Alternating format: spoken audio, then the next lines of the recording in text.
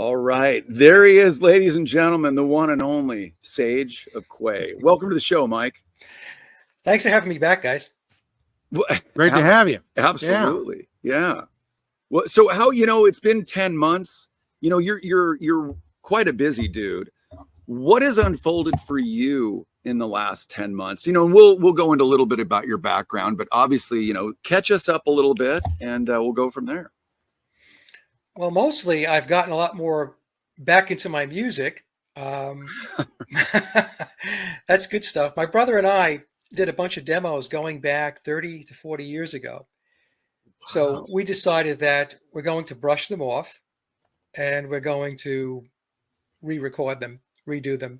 It's going to be a modern day, current day interpretation of the songs. We don't want to go back 40 years and replicate them. So we're giving it a new spin. And so we're hoping to get 8 to 10 songs together so that we can put an album out. And so that's been a lot of fun. My wife is an avid gardener. I call her our family farmer. So she's been doing a lot of work in the backyard, growing her own food. I have another grandchild. My daughter just gave birth to our granddaughter. So our grandson was born about 2 years ago, 22 months ago. And our granddaughter's about 2 weeks old. Oh, congratulations. So that's the stuff that I do outside of the Beatles and the blog and all that. But other than that, just keeping a pulse on what's going on with Billy Shears, aka Paul McCartney and the Beatles, and doing the blog and following what's going on in this crazy world that we interact with. Right. Well, and obviously you caught our interview with Gregory Martin, son of George Martin, the producer of the Beatles, I think, right? I did, yes. Yeah. Actually, I know Mike did, but so yeah, and we'll dig into that. But yeah, part of the conversation we're going to talk about tonight is Billy Shears. And if you guys are not familiar with that, Mike's going to go into some more deeper background on who this character is, and this might be a little bit jarring or jaw-dropping for some folks, but there was something that Gregory said on the show, and we could talk about that as well. So this may be the very reason that I just really don't like the Beatles. Maybe I just picked up on the dishonesty of the whole thing early on. I don't know. Yeah, maybe. So just before we dig into that, tell people a little bit about your show and your channel, because some may not be familiar with what you do. So let's go a little bit into your background first. Not real far, but at least catch them up to speed. Yeah, I started off as a blogger.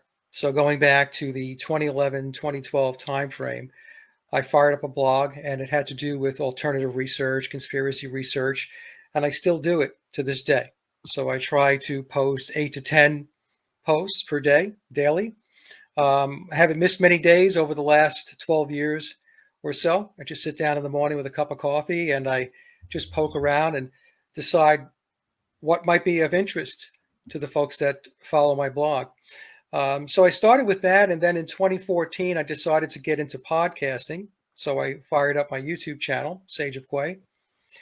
And one of my very first guests was David Icke. And somebody had his email and I reached out to him. I never expected that David was going to get back to me because nobody knew who I was. And about a week after I sent the email, David responded and he said, "Sure, I'll come on your show," which was great because immediately it brought attention to the channel.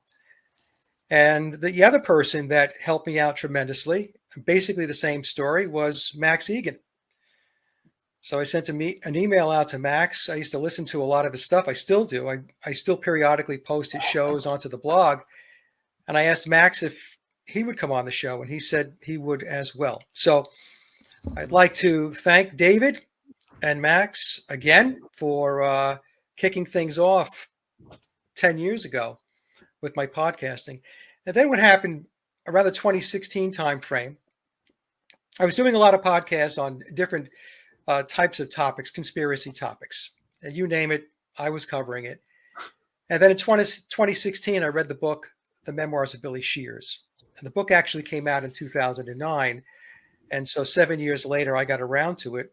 I was poking around on Amazon looking for some books, and it came up and said, "Hey, you might be interested in this." And I had no idea what the book was about. So I took a look. Can you show the viewers what the book looks Yeah, sure. This is the current edition Aha. book. like? All right. Originally, the book had a red cover, so I had the red cover to start. This is the blue cover. There's been about 4, I think, updates to the book. So the current version, I think, is May of 2023. So Tom Harriet, who is the author / encoder, he updates the book periodically with footnotes, and he has this new layer of information in the book, a new layer of encoding, I should say. It's called the whisper messages. So on many of the pages, in very light font, there are sentences, and it gives you more insight. It allows you to dig deeper into the story behind Billy Shears, who is Paul McCartney to many people, and the Beatles as a band. So when I first got into it in 2016, I read the book and I just couldn't believe what I was reading. I was a Beatle fanatic. I love the Beatles, and in fact, you could probably see some of the stuff, maybe some of my Beatles stuff. You could see Abbey Road, So the Beatles were the reason why I got into music, why I played the guitar, why I started writing songs, why I started recording. And I learned a lot from just listening to Beatles songs. And so when I started reading the book, I thought to myself, this is unbelievable. I had known about the Paul is Dead conspiracy for many years. It went back to when I was a sophomore or a junior in high school. That's when I really got into it, 1975, 1976 or so. But at the time, I just thought, like everybody else, it was a marketing gimmick. The Beatles were always sold to us as being very clever and very, very witty. So, they were having some fun with their fan base. So I didn't think much of it. And then when I got to the book, and I was reading through all the detail. That's the thing with the book. There is so much detail in the book that when you step back, you think to yourself, well, only somebody who is very close to the situation could know this much about the Beatles, about Paul McCartney, about the whole thing. And so when I got started with the book, I went on a path to either prove or disprove what the book was saying. So to figure out whether it was telling the truth or whether I could debunk it. And at the end of the day, I found that the book was truthful, very truthful. And especially when you figure out that the book is written in layers. That's why Tom is called the encoder versus the author. So Tom is an expert in encoding. And going back a number of years ago, I had an email exchange with him. And I asked him about how he learned how to do this encoding. And he had said that when he was younger, he was taught how to do it. And he said at the time he didn't understand why he was being taught how to encode. And this is how it works within the Masonic system. Like Tom is a Freemason. So they will be taught certain skills so that they can become very valuable resources down the line when certain projects or initiatives come up. The Freemasonry is constructed the same way as a corporation. So think of Freemasonry as Masonic Inc. And they do the same thing that corporations do. So whenever there's a project or an initiative or something that has to get done, they go through their organization and they seek out the most qualified, best skilled people to put on a particular job or task. So apparently Tom got tapped to do this book, to encode it.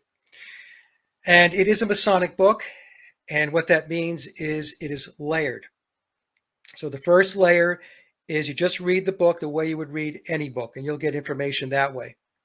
The second layer, on each page are bolded out words. It's called word stacking. So when you read the bolded out words, it forms sentences. So now you have a second layer. The third layer is referred to as the acrostical code. So at the beginning of each sentence, every other letter at the beginning of each sentence, when you read vertically, it forms more sentences. And this allows you to get even deeper now into what's going on. Then in 2018, Tom brought the footnotes into the book. So before 2018, there weren't any footnotes. Now, the footnotes are important because actually by themselves, they can be a small book.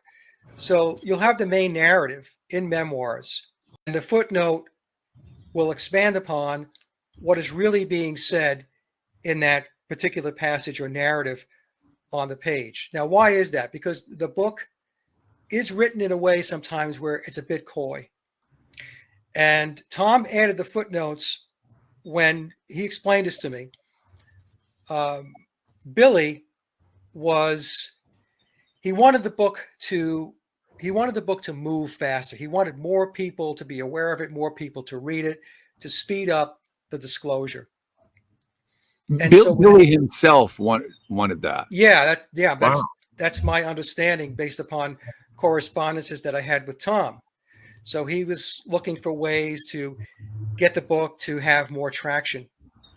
Well, I find that interesting because if this is fully known, then there's certain things that happen after, if that's not the real Paul, that Billy's children wouldn't be in the will, right? I mean, how does, I just find that balance kind of intriguing. Yeah, so it is a balance, and the way the book is written, it's categorized as historical fiction. So this way, when people read it, a lot of people jump to that right away and say, oh, the book is nonsense. It's historical fiction. It's not real. But the thing is, because it's layered, it is a Masonic book. When you break down the layers, you get to the truth. Now, here's the thing. The fictional aspects of the book, I ran this by Tom going back a number of years ago because I thought I figured out what was going on. So the book makes certain claims. Let's talk about Aleister Crowley as an example. And it talks about Crowley and his influence within the Beatles as an entity. So if somebody doesn't believe that Aleister Crowley is important and believes that he's just a carnival barker, then that part of the book is fiction. At a very basic level, if somebody doesn't believe that Paul McCartney was replaced or swapped out, then right off the bat, the book is fiction because they're going to step back and say, well, this is just nonsense. Paul has always been Paul. This whole Paul is dead thing is screwy stuff and for people with tinfoil hats. So the book is written so that when you reach certain points in it, if you disagree with it and you don't believe it, then that becomes the fictional aspect of the book coming from the reader and not the book itself. So it's very slick the way it's put together. Once Tom did the footnotes, then he did the whisper messages, and also the book invites the reader to go outside of the book to do additional research. And that's exactly what I did when I pursued whether the Beatles wrote all their own music and played on all of their recorded tracks. That is not in the book. It wasn't in the book when I did the work. Footnotes were added later to validate my research. That is indeed the case, that the Beatles did not write all their own music and they did not play on all of their recorded tracks. But prior to that, the book approached the whole Lennon and McCartney songwriting per the mainstream narrative, which is that they were these brilliant, genius, prolific songwriters, and so on. So it's a very interesting read, and I always tell folks that if it's a conspiracy that you want to get into, then you probably should buy this book and read it. You can also follow my work. I break down a lot of what's in the book a lot of the encoding to kind of make it easier for people to understand what's going on, especially a lot of the occult aspects of it. Yeah, you brought up Crowley, and I've kind of done a deep dive on him, but I don't know much about his influence on the Beatles. Was there a lot of interaction there, or was it based on influence? Well, the first clue that we get is that Crowley's in the upper left-hand corner on the Sgt. Pepper cover. Right. I knew Right. that. Mm-hmm. So you see that, you think to yourself, what's going on there? But in the book, it talks a lot about Aleister Crowley and about his religion of Thelema. Right. And the Eon of Horus. And how the Beatles, and this is a term that I coined, and I see more and more people using it, but the Beatles are the Pied Pipers of the Eon of Horus, which many people will know as the Age of Aquarius.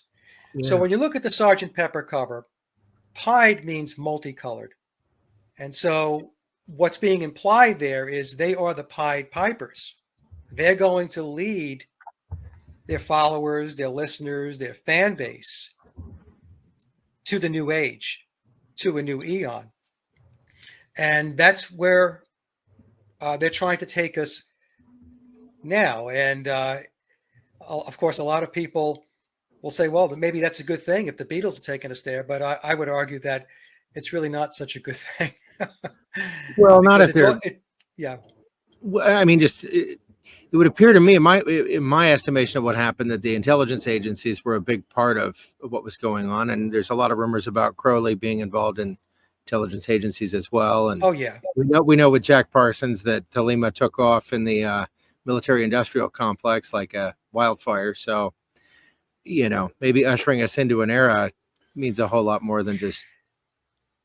Yeah, when we talk about Crowley, we have to understand we are talking about the intelligence and the military industry. So I guess the military, intelligence, industrial, whatever we want to call it, industry. So what a lot of people don't realize is that they just look at Aleister Crowley as an occultist, a magician. He was into ritual and ceremony and black magic and so on, but they don't understand that he was part of the elite system. That's the thing. He's part of that whole elite establishment. So there's a great book. I think I have it here, maybe not. I don't have it here. Richard Spence, and the title of the book is Agent 666. And so Crowley goes back to World War I. He was working with British intelligence, which means it takes him back to Wellington House, which was the Ministry of Propaganda for the British in World War I.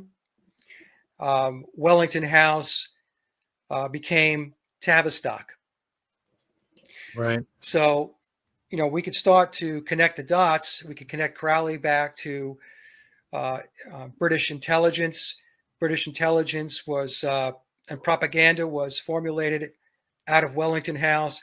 Wellington House transitioned to the Tavistock Institute. So, the entire the entire internationalist structure, part of its protocols, part of how it operates, is the occult. Yeah, I really enjoyed the documentary about Tavistock called Stranger Things. Maybe you saw it. I don't think I saw that. It's a Netflix series. Okay. Joke in there, yeah. But it does follow the Tavistock story in a variety of ways. There's two books that I recommend that people read on Tavistock. As primers, we've got Daniel Esterlin's book, The Tavistock Institute, Social Engineering the Masses. We've got John Coleman's book, Tavistock, Shaping the Moral, Spiritual, Cultural, Political, and Economic Decline of the United States of America. This book was published in 2005. Also, Coleman's book from, I think this is 1992 or 93, The Committee of 300. He talks about the committee. The Tavistock reports up through the Committee of 300. It's in this book. He has pages dedicated to the Beatles being a creation of Tavistock. Right. Wow. So, just like MK Ultra, I guess. Tavistock is very, very important in this. And unfortunately, a lot of people, especially in the quote truth or the conspiracy research arena, they don't really understand that. They know Tavistock, they understand it. They may talk about it from a cursory perspective, but they don't understand that Tavistock is it's really the foundation to everything that is the internationalist matrix or the internationalist structure. So it's a very powerful organization. Its tentacles are everywhere, not just in the UK or in England. It's here in the United States. And, you know, the Rockefeller Foundation was connected at the hip to Tavistock, and still is, the CIA, MI6, and on and on and on and on. The Club of Rome, the Bilderbergs, Davos, which would be the World Economic Forum, the Council on Foreign Relations, and so on. Question on that. So, you know, we see these young artists, whether it's like a Miley Cyrus or a Taylor Swift, etc., and they start off as wholesome, and then, you know, later on, and they're the younger girls, some boys too, probably, they're watching them, and so they start emulating their behavior and what they're into. So, is Tavistock part of that as well? I imagine. Yeah. It's all part of that, right? Tavistock, their whole thing is mind control, social engineering. They have an understanding of the human psychology far beyond what most people can comprehend. And they know that most human beings follow. They follow and they mirror. So if they see a certain group of people behaving a certain way, you know, the crowd kind of goes that way. And this is what they did with the Beatles, with the screaming girls and all that stuff. In the very beginning, to get the girls to show up and to scream and carry on, they were paid. They were paid to do this. And then after a while, well, you didn't have to open the wallet anymore because people were conditioned to do that. This was the behavior that was expected when you were at a Beatles concert or, you know, pick some other band. So there's a shaping of the human psyche that Tavistock is just brilliant at. And they know how people think, and they know with very high levels of confidence how people are going to behave. You know, and this is getting a lot more difficult these days with the advent of artificial intelligence, where all of this data is being scraped and all of this data is being compiled. And what the AI does, what the technology does, is to create scenarios. If we do X, what are the possible outcomes? With, like I said, with very high levels of confidence that these scenarios or these outcomes will result. And this is all because people are feeding Facebook, and they're feeding Instagram, and they're feeding YouTube. And, you know, we're guilty of it too because we're on social media. Maybe not to the point where most people, I don't put my political leanings out there or any of that stuff. And I try to refrain from putting a lot of data out on social media because I know exactly what they're doing. So what they're able to do is they're able to bucket people and categorize them. We have these groups, and, you know, and that group, and, you know, they sort them all out. And they know what their hot buttons are. They know what motivates them. They know what demotivates them. So there's this constant, you know, button pushing and, you know, these tactics that are used to keep people off balance, or to give them, you know, to lead them down a dead end with hopium, knowing that there's nothing, there is no pot of gold at the end of the rainbow. I mean, a good example of that, some people are probably going to get really angry with me, is QAnon. QAnon was a psyop. Q goes back to a psychological operation dating back to the 1920s from the Soviet Union under Stalin. It was called Operation Trust. And what Operation Trust was all about was putting information out for the dissidents and to let them believe that there are white hats out there and that there are people working behind the scenes that are going to turn things around. Sounds very familiar, right? With Q, we had trust the plan. And I had a discussion with somebody a couple of days ago through email, and I explained to them that January 6th was a result of QAnon. It was very similar to Operation Trust because January 6th, what it did was it culminated with thousands and thousands of people who followed the Pied Piper, Donald Trump, and these were the dissidents. Real quick, I just want to say to the audience, see, we have shows where we have people that are very pro QAnon, Yep. and then some that are not. And we just had Pascal Najati basically saying that absolutely Q is for real and it's for sure. And so it's going to be interesting to see how this all plays out, because Scott and I, we do try to have an open platform because we don't know. Yeah, we got to present both sides. We got to present both sides. No, we didn't even know this was going to come up tonight, quite frankly. No. I just brought this up. I kind of blindsided you guys.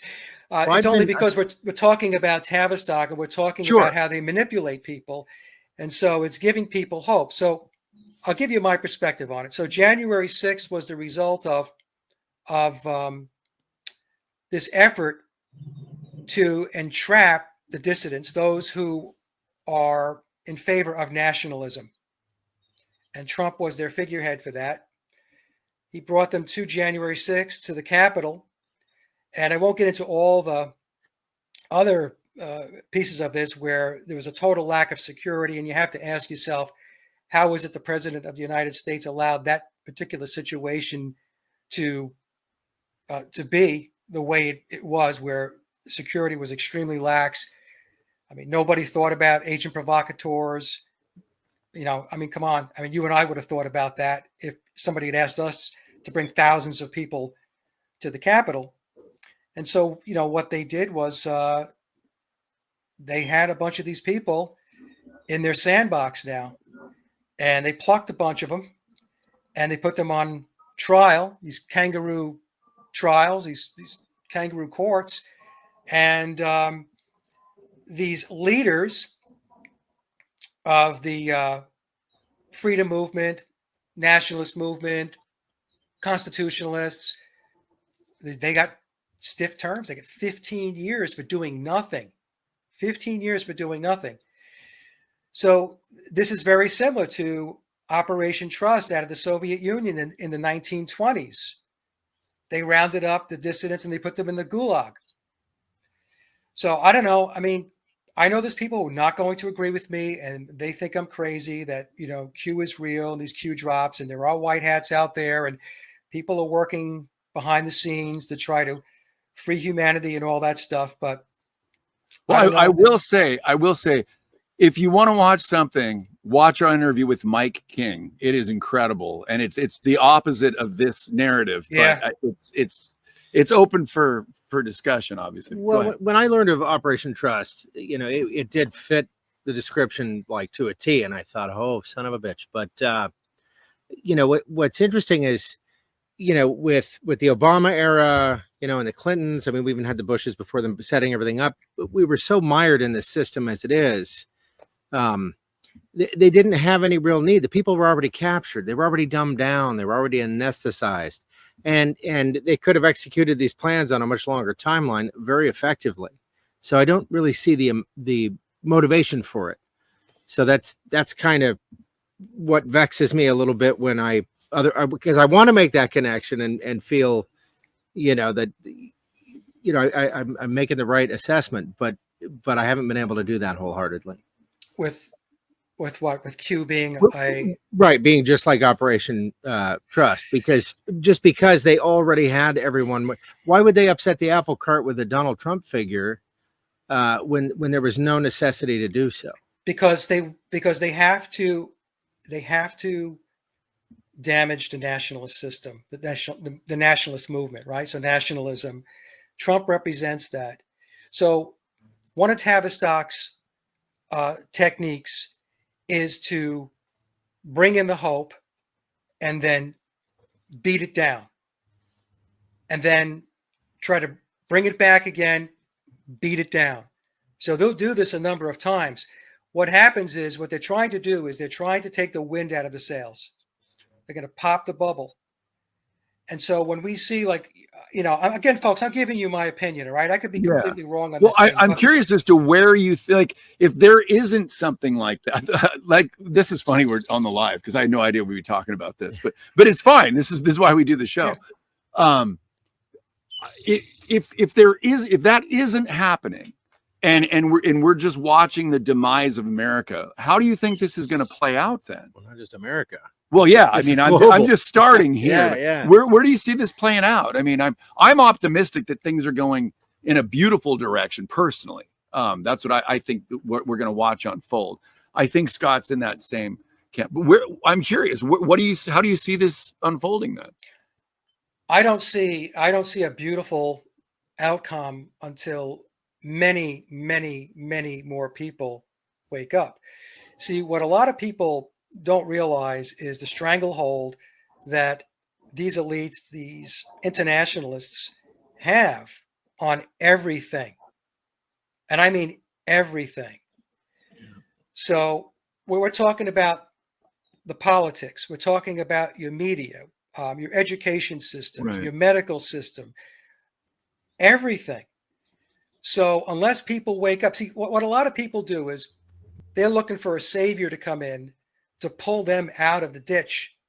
And the only person that's going to pull you out of a ditch is you, which means you have to awaken and you have to take your power back. You have to be empowered. You need to step out. See, the thing that the controllers are very good at is there are differences within the pyramid. I call it the pyramid of power. They don't all agree with each other. But here's the difference between them and us. With them, they can take their differences and set them aside and focus on the big picture. What's the big picture? The big picture is total control. It's to put their version of the Age of Aquarius or the Eon of Horus into play. And, they will set aside their differences. And then once they have control, then they'll sit down at the table and say, okay, let's bang out the nuances here. What is it you don't like? You like, and let's get this thing reconciled and squared away. Whereas humanity never sees the big picture. Humanity's always throwing rocks at each other. They're sitting in their own little buckets and holding on to what's near and dear to them. They have their belief systems and they won't let go of it. Some people will, because some people, they wake up and they realize that they have to think differently. But I mean, to be honest with you, and I don't want to sound like I'm, raining on everybody's parade, but I've been at this a long time. And even when I do the Beatle work, guys, I can do a presentation, and I have see, spot, run. Dick and Jane them through the presentation, connect all the dots for them, all of them.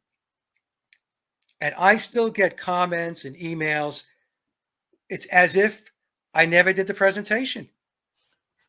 Right. Whatever it is that they disagree with, they just ignore it. The conditioning, the brainwashing has implanted filters in their minds. So as soon as something comes in that cuts across the grain and disagrees with their belief system or what they've been told and taught and conditioned to believe, they just take it out of their awareness. Right. They don't want to talk about it. They don't want to deal with it. So I don't look, I still have hope too, because otherwise I wouldn't be doing the work that I'm doing. I don't just I don't even know how. I mean, part of me well, I guess all of me feels this way. I don't even know how we'd be having conversations like this if there wasn't some, and having a channel like this, if there wasn't some kind of something happening behind. They would just shut all this stuff down, I would think. Well, they are trying to shut all this stuff down, right? I mean, so there's a certain piece of it that they're keeping up. And the reason why is because if they shut everything down, then it's going to become very, very apparent, and it may wake more people up and quicken the rate and pace of people becoming aware. So, like I said, I don't want to sound negative on this thing, but I have studied this long enough to know that everything they do is very, very strategic. So today we could be having this conversation, and you guys know, and I know, because we've been through this before. Tomorrow, it's gone. I mean, we do our stuff on Rumble, but there are countries, like I think it's Brazil, where you can't get Rumble unless you use a VPN. That's right. And I think I just watched recently on Kim Iverson's show where Russia has shut out Rumble from the Russian audience. So, so like I said, it's managed in a way that gives the impression or the illusion that you can still continue to talk about this stuff. But as soon as you get to a point where it's getting too close, you're flying too much over the target, then you're going to start to see stuff disappear. Well, we actually saw that on our channel. We have about three more thousand subscribers in the last month because we had a conversation with someone at Rumble, asking them what the hell is going on. So I'm not sure, but I think for that topic, I do want to put that to rest and move on to other things, because I think people want to hear other subjects, because they'll agree to disagree. I'm seeing the chat, and I'd rather focus on other topics, if that's all right. No, so I can't see the chat. So what are they going? Oh, okay. Yeah, no problem. Well, a key point that you brought up, though, is that confirmation bias that pervades everything. We have so much information coming at us from so many different directions. We can only digest so much of it, and we tend to feed our confirmation bias. We tend to watch the things that confirm our beliefs.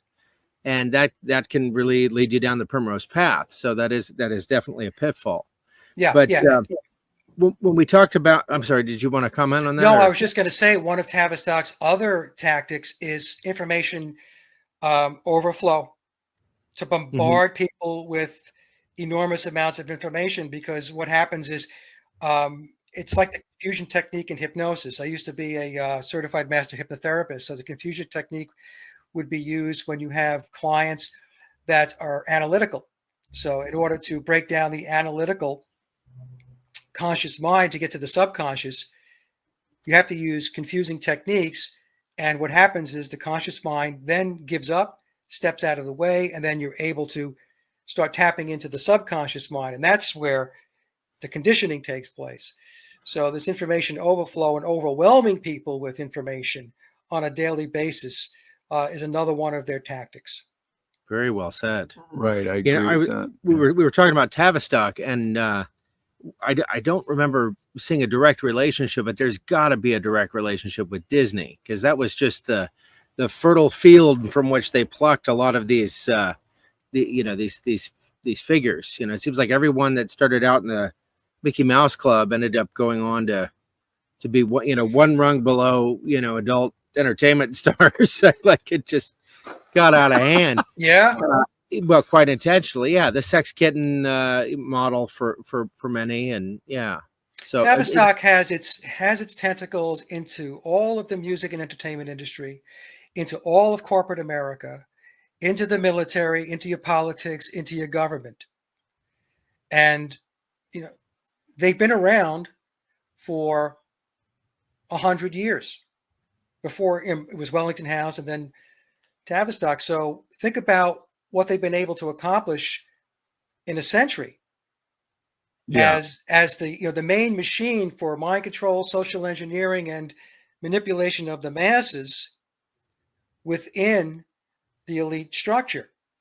So again, it goes back to what I was saying before. They're very, very important, and a lot of people really don't realize how important they are. They just look at them as kind of like, oh, just another piece of the puzzle in this internationalist organization chart, and they're a lot more than just that. Well, yeah, the AI knows you better than you know yourself, and they get to that knowledge pretty quickly. Yep. Just looking at your preferences, just so they know exactly how to motivate you, how to deflate you, how to manipulate you in every possible way. Now, they're compiling that data using AI, but the AI is compiling reports. So if they want to select that report and put some human input into, we got to manipulate this one, that one, or this group or that group. It's a simple process. Right. And I think people kind of wonder, well, how could they possibly? Well, that's how. Yeah. When I used to work in the corporate world, they had a saying that data was everything. And one of the models that they were working on was referred to as business analytics. So think of business analytics as a form of artificial intelligence. It was a way in which to gather as much data and information on your customers as you possibly can so that you can create demand, so that you can lead them down a path that they weren't even thinking of. Like they weren't even thinking about buying that product or that suite of products. But because of the intelligence that you've been able to gather, you're in a position where you can lead them and explain to them, you're going to need this because down the road, this is where it's going. And so you need to start looking at this, and we can help you. We could bring in our consulting services and this and that and so on. So that's not very different than what the AI does. It's predictive, it's predictive programming. Right. I wanted to get back to Billy Shears for a moment. So some people may not realize that, in Sergeant Pepper, which I believe came out in was it 67? Yeah, January 1st of 67. Okay. And it says in the song, let me introduce to you the one and only Billy Shears. And so apparently from reading the book and things I've learned from watching a couple of these films, Paul apparently passed away in 66. And I believe that this is actually mentioned in the book, The Kid by the Side of the Road by 107. And I'll just, people that watch our show, we've interacted with 107. And when that book came out, I thought, okay, this guy's going to be great. He's going to be the one to watch. And he's had to play this role, a lot of back and forth. We were told in a group setting about a year and a half ago, go out and let people know that Donald Trump's going to be arrested. We didn't buy into that. We weren't going to do that. But so I guess I'm going back to this because there's been hints from even 67 when Sergeant Pepper came out talking about Billy Shears. In the White Album, did that come out in 69? 1968. 68. There's a picture of Billy Shears when you open up the album. There's a picture in there.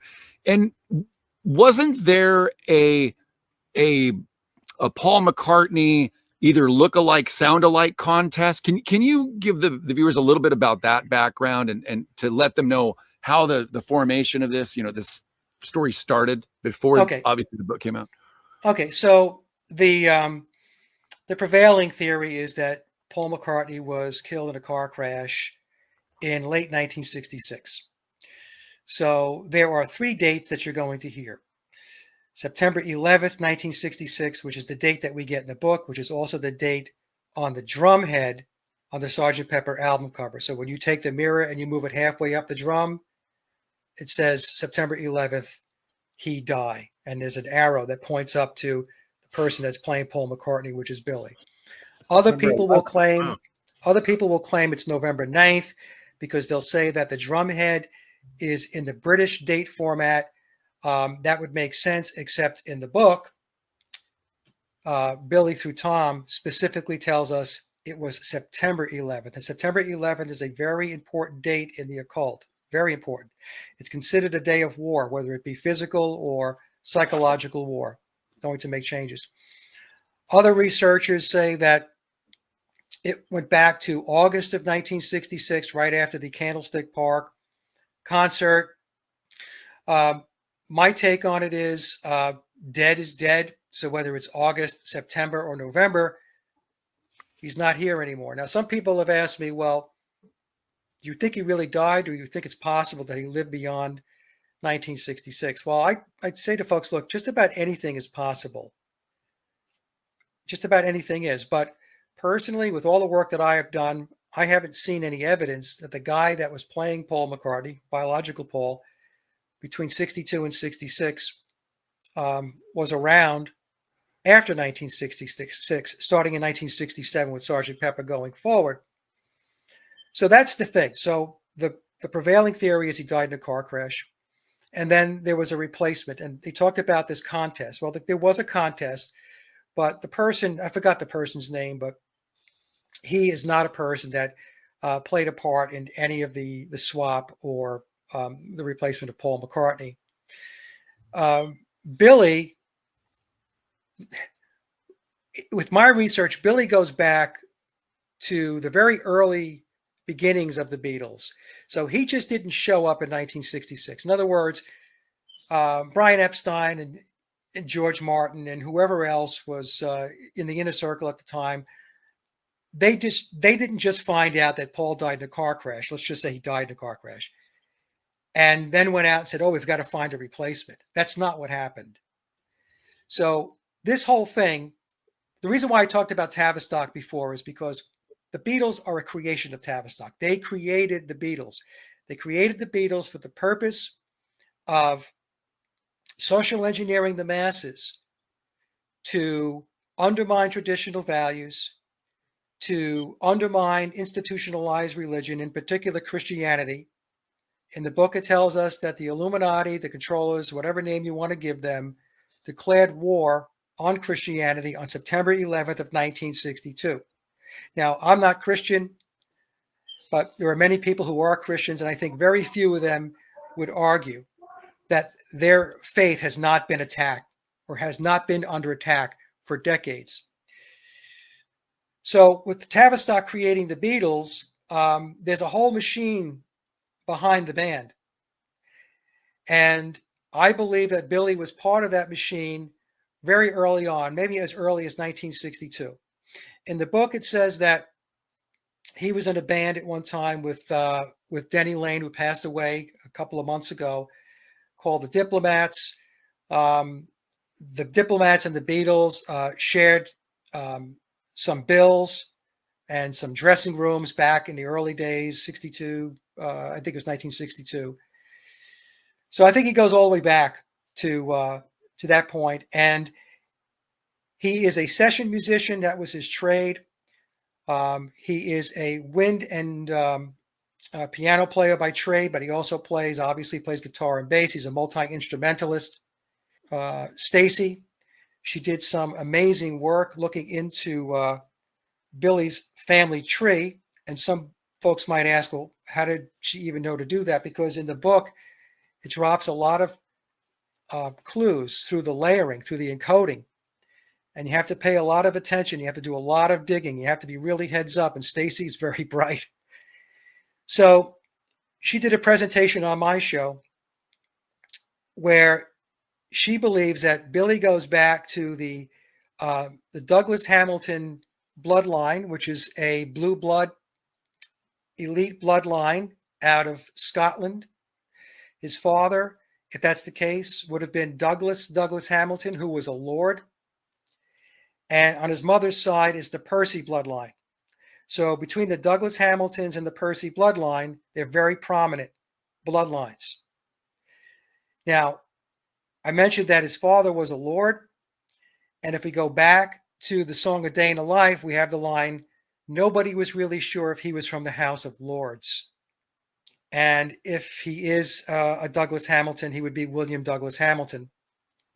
Douglas Hamilton was involved in the Rudolf Hess flight from Germany over to England, where Hess was looking to see if they can come to some kind of an agreement to end the war.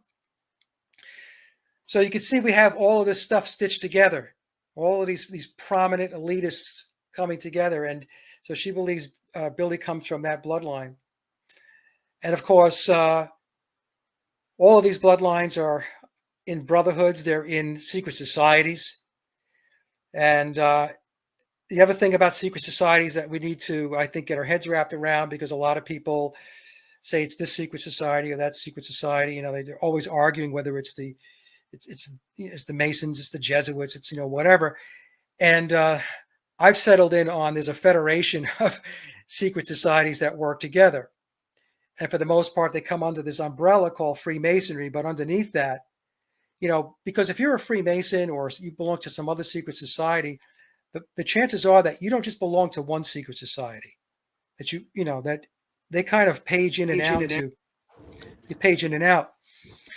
So anyway, so we have all of this in play with Tavistock, these secret societies, bloodlines, the Beatles being created by Tavistock with the purpose of dismantling traditional values, institutionalized religion, and pushing the population worldwide to Crowley's Aeon of Horus, which is, most people, again, as I mentioned before, would be referred to as the Age of Aquarius by many. The problem with where it's going is that, and what I try to explain to folks, is because Crowley was part of the elite system. So his Book of the Law, Thelema, that is not for the average person. He's not talking to what they refer to as the profane. He was talking to his people, to the adepts, to the elite establishment. That's where, you know, that's who he was talking to, and that's where he was taking his message. So he has a paper called Book 77. And in Book 77, it starts off by saying every man and woman is a star, and there is no God other than man. And Book 77 goes on to talk about pursuing your true, pure will. You should do this, you should do that, follow your will. And if anybody gets in your way, and I'm paraphrasing here, anybody who tries to undermine your pursuit of your will, you can kill them. And it actually says that, I think it's bullet 5, one of the sub-bullets under bullet 5 in Book 77. And then it also says that the rest, in other words, the uninitiated, will be our slaves. Yeah. Right? So what I try to explain to folks is that when Crowley talks about, and the rest will be our slaves, who do you think he's talking about? So those that he's talking about, as far as pursuing the true, pure will, that's the elite class. The slaves are us, or whoever's going to be left after they get done with their effort to depopulate. I did a 3-minute video on occult images that I found on the internet to try to get the point across to people. All of the occult symbolism, one-eyed symbolism, Freemasonic handshakes, the lion's paw, images with Jimmy Savile. It goes on and on and on. Bird cages. So we have images of Paul McCartney, George Harrison, John Lennon, with bird cages. With Harrison and McCartney, the bird cages are on their head. With John Lennon, he's leaning next to the bird cage. Well, bird cage symbolism in Illuminati speak means mind control. So what they're depicting is that, in my opinion, the Beatles were in mind control programs from a very early age. And so when they were in Hamburg, think of Hamburg as boot camp. They were basically living in squalor when they first got there. And they were being taught how to perform, not to write music, because Tavistock already had its songwriters, how to perform, how to learn songs quickly and then take them out on stage, live, do the gigs, so that they could be the veneer in front of the curtain. And one of the things that a lot of people, Scott and Joe, don't pay any attention to is the Beatles' early period. So people think in terms of the Beatles, especially in America, hitting America on the Ed Sullivan Show in 1964, going forward. But the Beatles, they started in Hamburg in August of 1960. That's their first manager, handler, Alan Williams, took them there. And they were young, 17, 18, 19 years old. So we have to think in terms of they show up in Hamburg in August of 1960. They are marginal musicians at best, and they showed absolutely zero songwriting ability. Yeah, in fact, our Gregory Martin was saying that George, his dad, really didn't even want to work with him initially. No, that's true. And I'll get to that in a moment. Please go ahead. Yeah, I'll get to that. So what happens is, so they spend from August through December in Germany, and it's a complete failure in 1960. So they come back dejected. But let's just take a look at some of the time frames, right? So they start in Hamburg in August of 1960, and we'll just move quickly ahead so that I don't want to waste too much time here because we have a lot of stuff to talk about. But this band that's mediocre at best and shows no signs of being able to write any music, they're not prolific genius songwriters, winds up with a demo at Decca on January 1st of 1962. Okay? Isn't that a little peculiar? And they record 15 songs, 12 of which are covers, and 3 are nondescript originals that don't show up on any of their releases until we get to the anthology. Wow. Releases, okay? Okay. So January 1st of 1962, Decca turns them down. Decca says, no, not going to work. And so in February of 62, Brian Epstein takes tapes to George Martin. He shows George Martin. George Martin says, nope, I don't think so. I'm not going to sign them.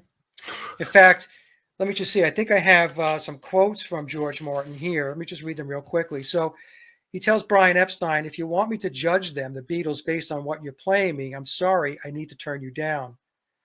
On meeting the Beatles in 1962, George Martin said, I wasn't terribly impressed with the first stuff they did. And then in a documentary titled Produced by George Martin, George tells composer and broadcaster Howard Goodall, who is, he's a very accomplished musician, composer himself, they had this wonderful charisma. They made you feel good. I thought their music was rubbish. And then he goes on to say in another interview that even though they had really nothing behind them, they were still fairly irreverent. So I looked at these 4 guys and thought none of them shines above the others. And then George, in another interview, says, Love Me Do is the best song I can find from them at the time. I was very conscious it wasn't the big hit I was looking for. And then I have another clip where he says that they certainly had no, and he pauses. He pauses because he's going to measure his words so he doesn't say something that's really going to rattle people's cages. He says, they certainly had no, it wasn't too obvious. They can be songwriters at was the best thing that they had.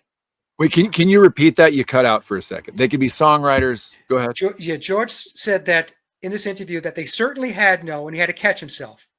He was going to say they certainly had no songwriting ability. I'm convinced that's what he was going to say. But then he corrects himself and says it wasn't too obvious. They could be songwriters at this stage. Love Me Do was the best thing they had. Okay, so now their sound engineer from Please Please Me, their first album, their debut album, their UK releases are their official releases through Rubber Soul. Jeff Emmerich took over as the engineer, starting with Revolver.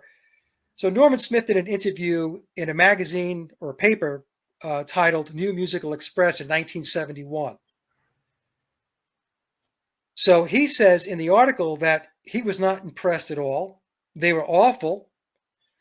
They had musical doubts backed up with Love Me Do. In other words, what he was saying is they had a very hard time getting that song done. And then he goes on to say in the article that they failed in the studio. Right? So you have this information coming from George Martin. You have this information coming from Norman Smith. There was even information in, you have to kind of read between the lines in Jeff Emmerich's book, Here, There, and Everywhere, where you start to piece it together. So you have to ask yourself, so what's going on here? So again, so the Beatles, August of 1960, they're in Hamburg. And then fast forward to January 1st of 1962. So basically 16 months have gone by. This nondescript bar and club band now does a demo with Decca, a major label. I mean, what's going on here? Right. George Martin turns them down, and then George is told, no, you got to take them. Okay, so there's a story behind that too, and it's a convoluted story. I heard Gregory say that it was because that he was seeing his secretary, and he was married at the time. George was married to his first wife, Sheena, and so he was, I guess, having the affair with Judy. And so as punishment, he was told to take the Beatles on. I have to be honest with you. I don't. Wow. Because when you think about that, when you talk about punishment, right, what does that say? Well, I'm going to punish you. I'm going to give you this really bad band to work with, and you're going to have to try to do something with them. So I don't, with all due respect to Gregory or anybody else that discusses that story, I think it was had more to do with office politics. At the time, there was an in-house publishing arm of EMI that was looking for the publishing. And his boss, George Martin's boss, was a guy by the name of Len Wood. And they were knocking heads from what I can tell in the research. And Len wanted George to take the Beatles because I think that he wanted the publishing to go in-house to EMI. Okay. And George didn't do that. So ultimately what happened was, it appeared that George was working with Brian Epstein for Brian Epstein to create Northern Songs, which became the publishing for the Beatles, working with Dick James Publishing. So Dick James wound up having, lack of a better term, oversight over not only Northern Songs, but Macklin Music. Macklin Music was the publishing arm in the US.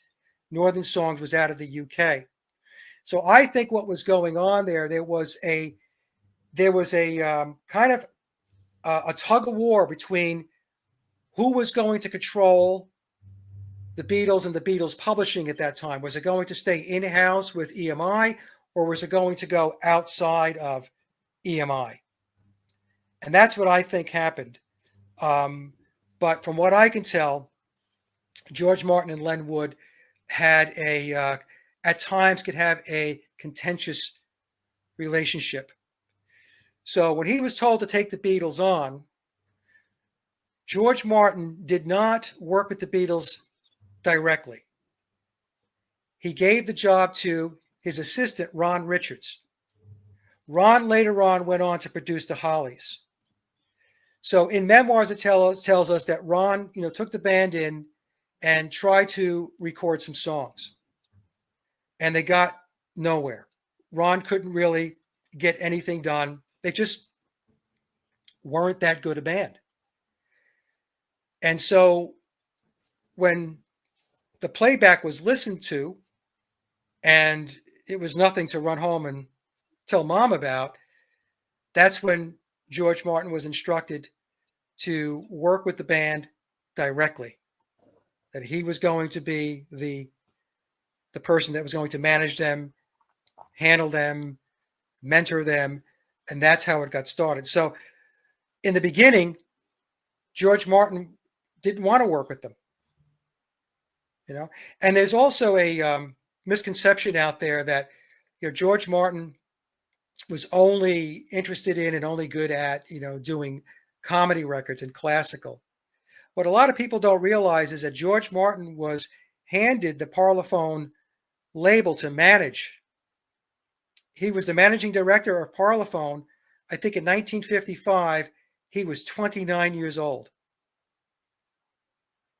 So obviously, he was being positioned to take on some big time responsibility. And it was George Martin that wanted to take the label in a different direction, not just do Peter Sellers comedy records or classical. He wanted to move into the rock stuff, the stuff that was coming up. So Right. I want to put that out there too, because a lot of times people will say, oh, the Beatles taught George Martin rock and roll. I'm like, I don't think so. Like the other story is that, and George Martin said that he went out and looked for music for them, because when he got them, he had to find them a hit because they didn't have any music. And so he was going to have them do the song that Jerry and the Pacemakers did, How Do You Do It? And the story goes that the Beatles declined it. They didn't want to do it because they wanted to do their own stuff. And so they came back with a revamped, I think it was Please Please Me. But the problem with that story, what I explained to people, is the Beatles were in no position to tell the head of a label, Parlophone, who was their producer. And you have to remember, these guys are in their early 20s. They're not going to make demands on George Martin. That's ridiculous. That's just not going to happen. So anyway, the contract gets signed in June of 1962. So again, let me backtrack. I know, folks, I'm saying a lot here, so just bear with me. August 1960, you're in Hamburg. 15, 16 months later, they wind up with an audition, doing a demo with Decca on January 1st of 1962. February 62, Decca declines. February 62, George Martin declines. And then, boom, in June of 62, they have a contract with EMI, a major label. A major label. A lot of people also don't realize that EMI owned Capitol Records as well. So Capitol was tucked in under EMI. So June of 1962, George Martin's got these guys, are signed. He's in his own words, he's saying they didn't have anything behind them. The best thing they had was Love Me Do. He had to go find them songs. And also, while the Beatles were doing this, they were constantly gigging. So if you take a look at their calendar, you can go on to Wikipedia and take a look at the Beatles live shows and just page through, night after night after night, month after month. They're doing these live gigs, not just in Hamburg, and they're also doing their BBC, live at the BBC shows, which started in 1962. I think it was May of 1962, and it ran through 1965. So we have to start to ask ourselves, how is all of this happening for a band that didn't have any track record and didn't show anything on their resume as far as being crack musicians or crack songwriters? How is this happening? Right. So they don't have anything, right? The other thing is, in the Beatles documentary, which was considered the Beatles documentary before Anthology, it's called the Complete Beatles, came out in the 1980s. In it, it tells us that John Lennon and Paul McCartney, whether individually or together, wrote 100 songs, never recorded, between 1956 and 1962. 100 songs between 56 and 62. Yet when they got to George Martin, he couldn't find a single song that he thought was worthy of recording. He said the best thing they had was Love Me Do, and that's even if they wrote Love Me Do. So then, June of 62, they have a contract, and then they release Please Please Me, their debut album in the UK, on March 22nd, 1963, 322, March 22nd, the Skull and Bones number. It's also Genesis 322. Take a look at it for yourself. So we have an occult date there. So the Beatles are loaded up with occult numbers, and like I told you before. So now we have 8 original songs on Please Please Me and 6 covers, so 14 songs. 14 is very important because 14 is also an occult number. How is that? Because 14, the way you get to it is 7 and 7, 7 plus 7, 77. Crowley's book, 77. Wow. 14 is also the number of parts that Osiris was chopped up. He was dismembered by his Right. brother Set. Okay? So for the Beatles' first 7 albums, Please Please Me through Revolver, with the exception of A Hard Day's Night, their 3rd album, every album had 14 tracks, 7 tracks per side. Oh. Now, A Hard Day's Night had 13 tracks. So 13 is the number of parts that Isis recovered, less his private parts, right? That's the part that they couldn't recover. Right. Then after Revolver, they did our greatest hits album. It's called A Collection of Oldies. And that has 8 songs per side. So somebody might say, well, that's not 7. Well, 8 songs per side is 16. 6 plus 1 equals 7. Sgt. Pepper was released on June 1st of 1967. June 1st, 6-1, that's 7. 1967. In numerology, 9s equals 0 because anything times 9 reduces to the number 9, just like anything times 0 equals 0. So 1967, you can look at it as 167. 1 plus 6 is 7. Another 7 is 14, 77. So Sgt. Pepper being released on June 1st of 1977 is Crowley's 777s, the lightning flash of creation through the Kabbalah tree of life. So, Wow. so That's some critical connections. So when people want to think in terms of the Beatles being this very simple, happy-go-lucky band, this is the stuff that they don't understand. So how does this stuff come about? This stuff comes about because the Beatles as an entity are immersed in the occult. Billy himself, I have deducted and concluded based upon reading the book and just studying the guy, is an accomplished occultist. If you take a look at the Help album, the UK Help album, which was their 5th release, on the front cover, you see these different poses that they're doing. And some people say that it's semaphore. They're like with the flags and they're spelling out help. They're not spelling out help. Those are ritual positions, ritual signs from Thelema.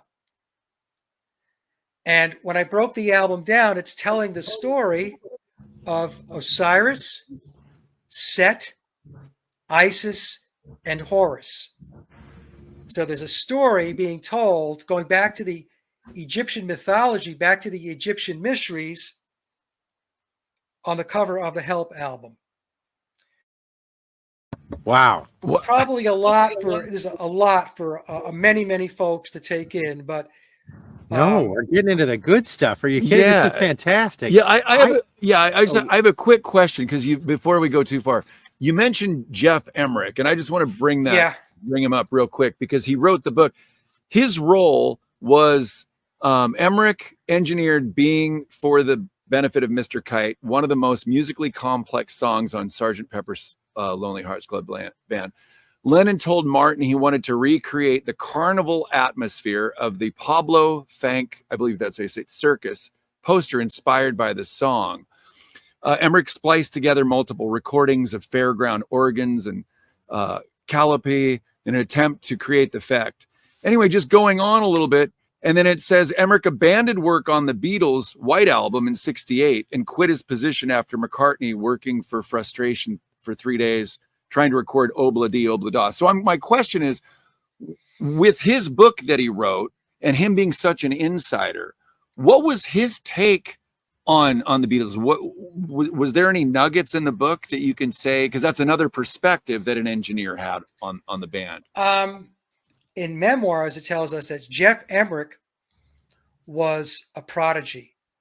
that he was brought in, and his role was always going to be to work with the Beatles, starting at a certain point. So it started with Revolver. So we had Norman Smith from Please Please Me through Rubber Soul. And then from then on, it was Jeff.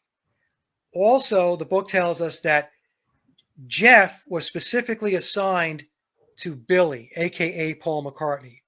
So that's why he followed Billy into his solo career.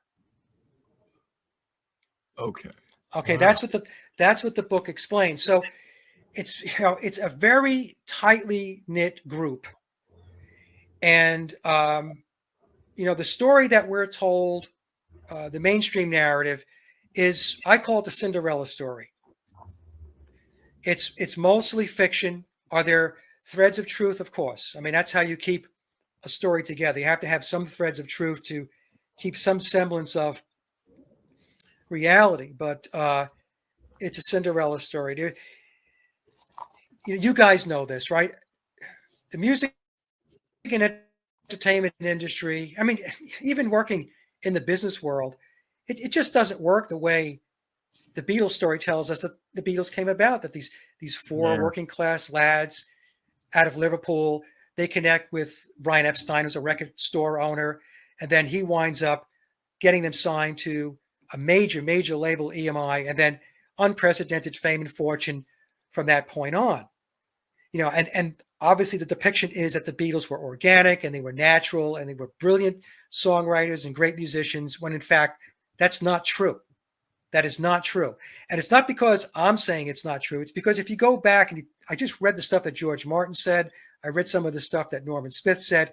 I mean, it's not me saying this. We had Quincy Jones in a Spin magazine interview going back a number of years ago, and he said that Paul McCartney and Ringo Starr were no-playing MFers. Wow. And Quincy relayed a story in the interview. He was working on one of Ringo's solo albums, and Ringo couldn't get this drum part down. Now, this is not me saying this, folks, okay? This is Quincy Jones. You can go look it up for yourself. It's still on the internet. And so he told Ringo to take a break. And when Ringo stepped away to take a break, Quincy called in Ronnie Verrill. So Ronnie Verrill is the great jazz studio musician out of the UK. And Ronnie sat down, banged it out, packed his stuff up, and left. And Quincy tells the story that Ringo comes back into the booth, wants to hear the playback, and says, "Well, that sounds pretty good." And Quincy says, "Well, that's because it ain't you." Wow. I mean, okay. So now here's the thing about Ronnie Verrill too. I think I might have mentioned this in the other show. So we know that Andy White drummed on P.S. I Love You and Love Me Do. The official narrative tells us that. I believe that Andy White drummed on a lot more songs than those two, because when George Martin hired Andy White to work on the Beatle music, I don't think it was just for those two songs. I'm sorry. Okay. We have Bernard Purdie.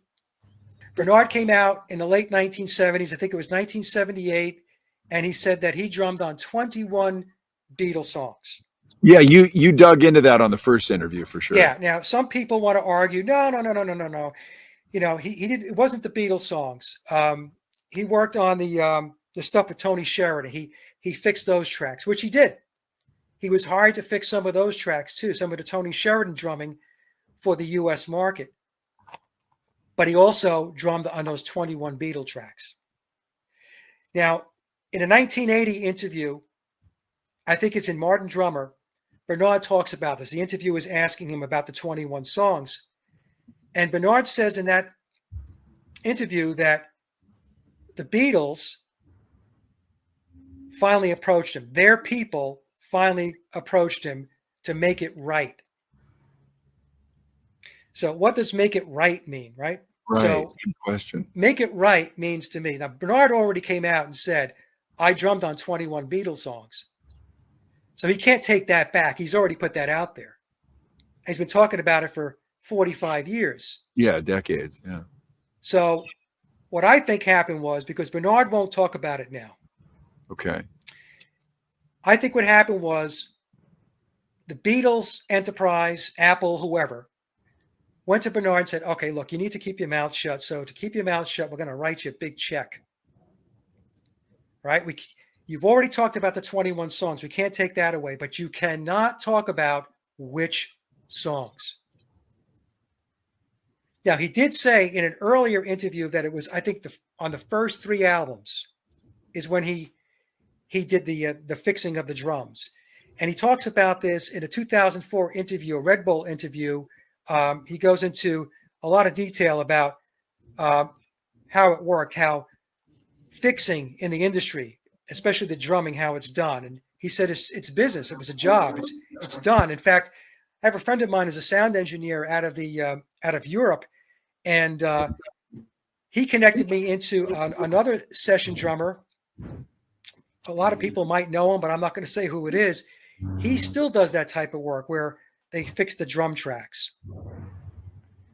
And so Bernard did those 21 tracks. There's no question in my mind that he did. And he got compensated for it.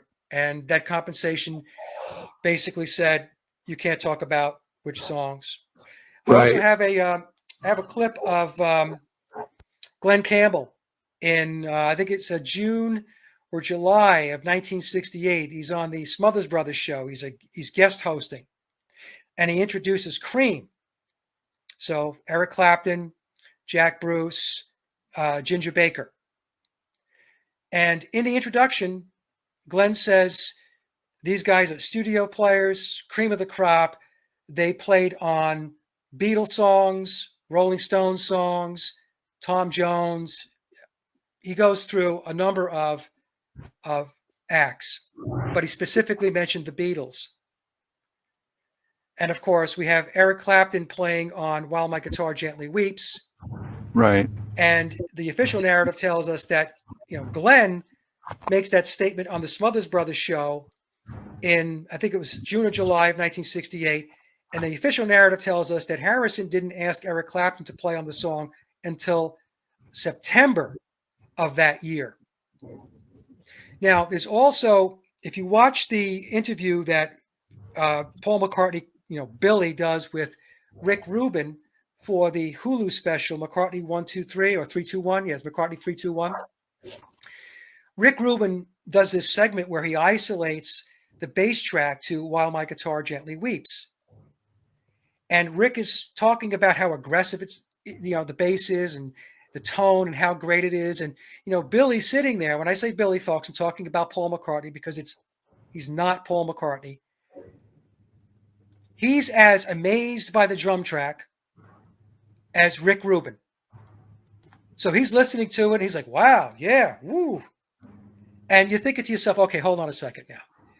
If I played something and somebody isolated it and said, hey, Mike, that's a great guitar tone that you got on that recording. What did you do? How did you do that? What did you play through? What pedal? What guitar did you use? Zippo. You get nothing. Okay? He doesn't contribute anything to the story. So, when people talk about possible other studio players on the Beatles records, we have to look at Cream. We have to look at Eric Clapton. We have to look at Ginger Baker. Right. Bass on While My Guitar Gently Weeps. Vic Flick, great guitar player. Vic Flick did the guitar work to Ringo's theme in A Hard Day's Night. It's not on the UK album. This is the part of the soundtrack. And also he did the intro to Help, the James Bond sounding intro on guitar on the United Artists release in the United States. That was Vic Flick. Guess what? Vic Flick was in the George Martin Orchestra. Oh, Wow. And we also have Big Jim Sullivan. So Big Jim Sullivan, aside from being one of the most in-demand studio players in the UK, think of Big Jim and Vic Flick as their version of the Wrecking Crew here in the United States. right. Then there's a film on the Wrecking Crew. Yes. It's a great film. And Everybody should watch it. Yeah, real quick, I wanted to mention. So, you talk about these fabricated stories. Yeah. So it makes you wonder, like the Fleetwood Mac story of Stevie Nicks and Lindsey Buckingham, is that true? Is the story of U2, getting together with Larry Mullen, putting the note up and getting the band together, is that true? I mean, I don't know, but then Bono's become one of the biggest Illuminati, he's out there with making all the symbols and everything. It just makes you wonder how far this really goes. How deep is the fabrication? What are the bands that are real? Like, we talk about Jeff Emmerich, and the reason I bring him up partly is, one of my favorite bands, and I've said this on the show, is Echo and the Bunnymen. Well, Jeff Emmerich produced their album from 1990 called Reverberation. And it just makes you wonder, there's bands that really haven't gotten that astronomical success. And from what I heard, the Bunnymen had done a tour in the early 80s based on the energy fields or the ley lines, because they wanted to do something that was, a unique tour based on energy. And but then Jeff Emmerich worked with them. So you wonder which bands are organic and they happen to be working with certain people that might, are part of the cabal, and then the ones that are the huge bands. So I don't know. This is really interesting. And it's interesting you bring up Clapton, and I'm just going to announce something real quick here. Gregory Martin, he had mentioned a couple people that we might be able to get on the show. And well, I'm just going to say it because, because his motto is truer than true. So we're just going to put this out there. He said he might be able to get us someone like Clapton on the show. I'm just saying because we let our audience know what's going on. We don't know when, we don't know for sure, but we just find this really interesting because now we're talking pretty deep conspiracies, if you will, with you, yet some of these musicians are out there, and how much can they really talk about? So maybe as this becomes more mainstream, we can get some of these stories, some of the musicians to talk about this stuff. I don't know. I just wanted to share that with the audience. I doubt that they'll be able to talk about anything that will really shake the trees. They just can't. They just can't. It's what we have to understand. Is I talked about Tavistock before, right? And we talk about the control system. So they have created this sandbox. Let's call it the music industry. It's their sandbox. So when you're brought into it, you're part of their agenda, whether you know it or not. Now, some of them are very well aware of it. People like Bono, people like Billy, and so on. They're very, very well aware of what the agenda is. They're key players in pushing the agenda forward. But there are bands that are brought in that are not. I mean, they're just like, well, we want to make records, we want to play music. But here's the thing, because it's their sandbox, it means that your image, your presentation is going to be shaped and molded in a certain way to ensure that the agenda moves forward. So you've got to play their game. It's like, hey, you know what? It's my game. It's my rules. Okay. You signed the contract. You're going to do what it is that we are telling you that you have to do. So, I mean, do they have some flexibility? Yeah, they're going to have some flexibility, but it's never to the point where it's going to interfere with the agenda moving forward. It's just not going to happen. Gotcha. So that's, I think a lot of people need to understand that, because I get that all the time. Like, Mike, don't you think that this band is organic, or this band, does their own thing? So even if the band members are not, aware of an agenda, the way they're being packaged, the way they're being presented is in support of the image that the controllers want to put forth in order to influence that segment of the population that listens to that style of music, that genre of music. So as an example, you could have an entire band that doesn't know anything about, the deep state. But when their album comes out, it has all kinds of Illuminati and occult symbolism on it. Pyramids, one-eyed symbolism, on and on. So it's almost like the tiers of, you have your 33rd degree Masons, which are doing all the, the weird heavy stuff. And then there's the lower players that may not really be aware of what's going on. And so, yeah, I see what you're saying. There's three categories that I've identified. The first category are those that are bloodlined. So they're bloodlined and they're going to get the top tier positions and jobs in the music and entertainment industry. Okay? Because they're bloodline, they're family. Below that would be those that are in secret societies. Let's just say Freemasonry.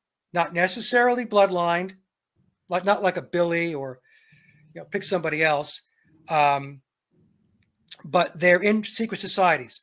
Their oaths trump everything. They are obligated to stick to those oaths. So if it means that they have to lie and not tell the truth, well, that's the way it works because their oaths come first. That's the second tier. So we have the bloodlines, then we have who are also in secret societies, but then we have the tier below that. And then the third tier are the people, the talent that they bring in from the outside of the pyramid in.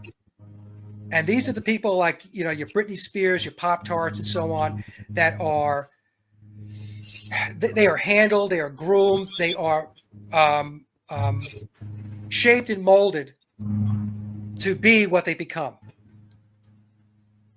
And that's pretty much the three tiers that, I have figured out that exist. We have, what they do with most of those people is they basically use them, abuse them, chew them up, and throw them out. What about bands that are doing the circuit and they play 1,000, 2,000 person gigs and they make a decent living at it? Scott and I, we just saw, there's this guy that's an amazing musician, Andy Frasco. He probably doesn't know anything about this stuff, and he's plugging away, and he's finally playing Red Rocks this summer, and he's has an afro. He's awesome. Like I don't know if he knows anything about it. So, but I would think that some of these bands, they're just doing their thing, and they have a couple thousand fans, and they don't know anything about this stuff, but they'll never really get to that massive success, right? I mean, there's some great bands out there that are just not part of this, I would think, to some extent. Yes, there are bands that are not part of it. But what we're talking about is that piece of the puzzle. Those bands that are influential. It's those bands that have an impact on society. So we talk about the British invasion. We're talking about the Beatles, the Rolling Stones. We're talking about the Kinks, and we're talking about Led Zeppelin. Right. We're talking about bands like Def Leppard. I'm getting out of the British invasion, but when we get into, I'm talking about that realm.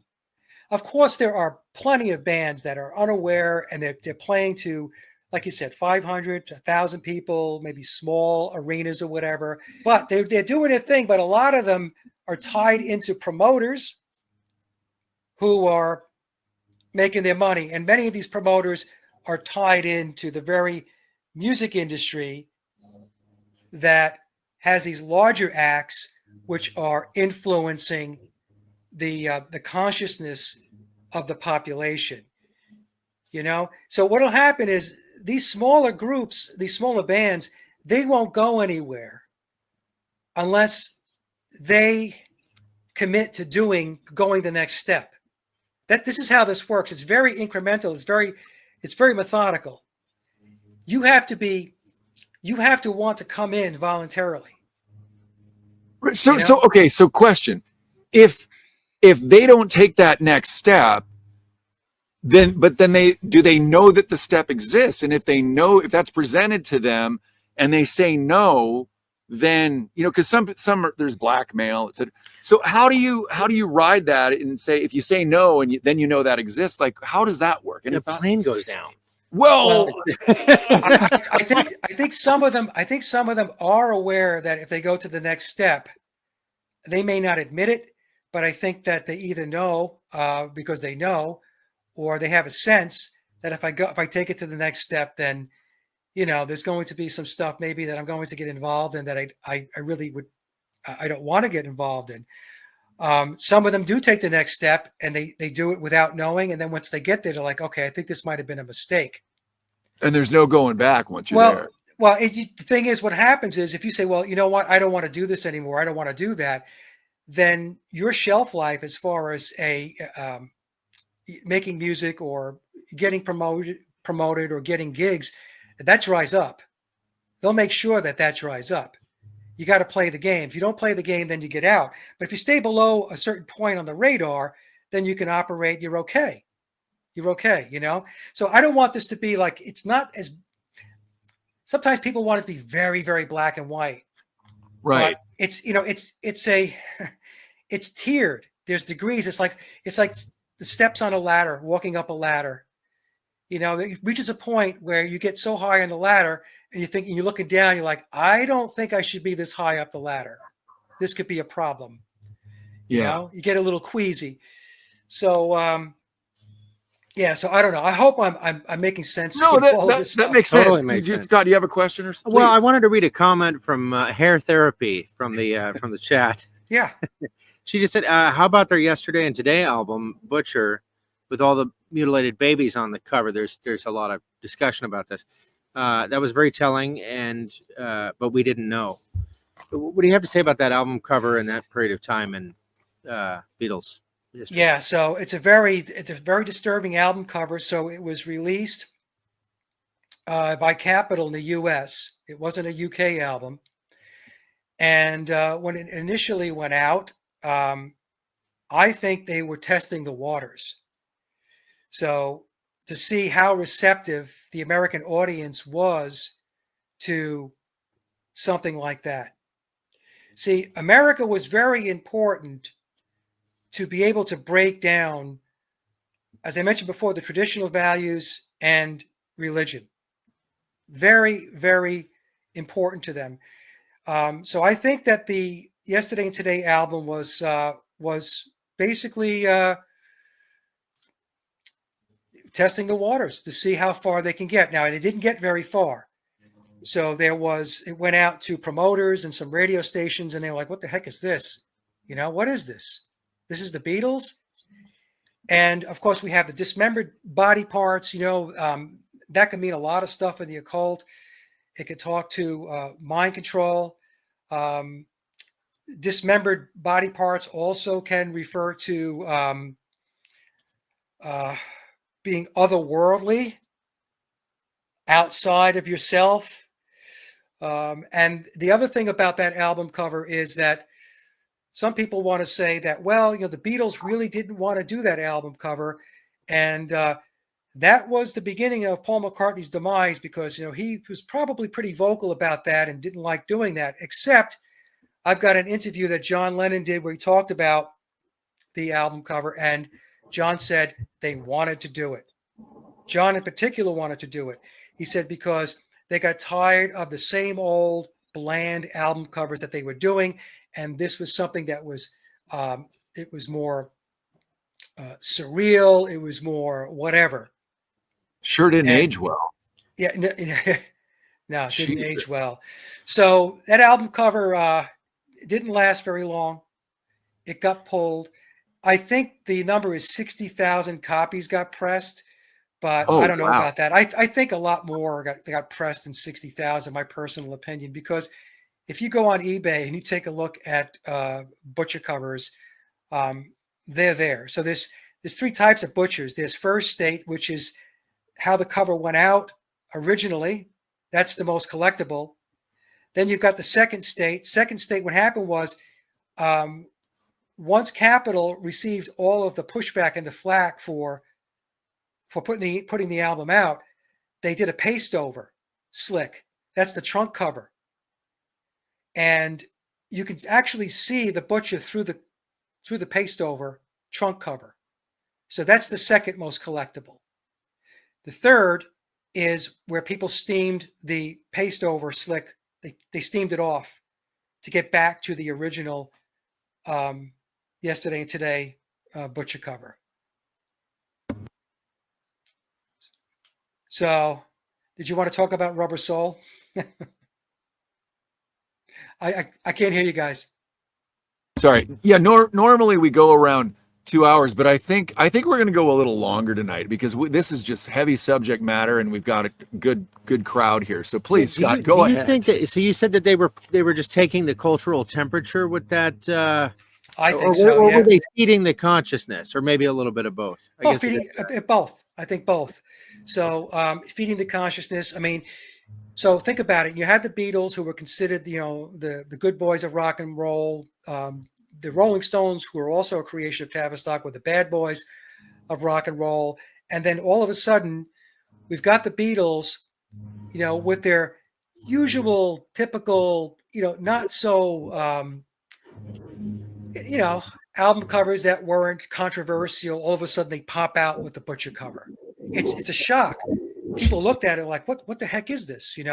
So there was shock value to it. But I do think that they were testing the waters to see in America, because America was considered, Christianity was the prevailing religion or faith. I mean, there are other faiths, obviously, but they viewed America as a Christian nation. And I think they wanted to see where they were going with it. That's why, John Lennon, when he came out and said that the Beatles were bigger than Jesus, I'm paraphrasing there, a lot of Beatle fans want to think that was John just talking off the cuff. I don't believe that for 1 second. I think that was completely scripted. Because when you take a look at, like I said, at all of the occultism that permeates the Beatles albums, there's Beatles, I think 65, Beatles 65, and you've got the Beatles on the front cover with the umbrella. Well, the umbrella is symbolic of rain. Rain is Rain Man.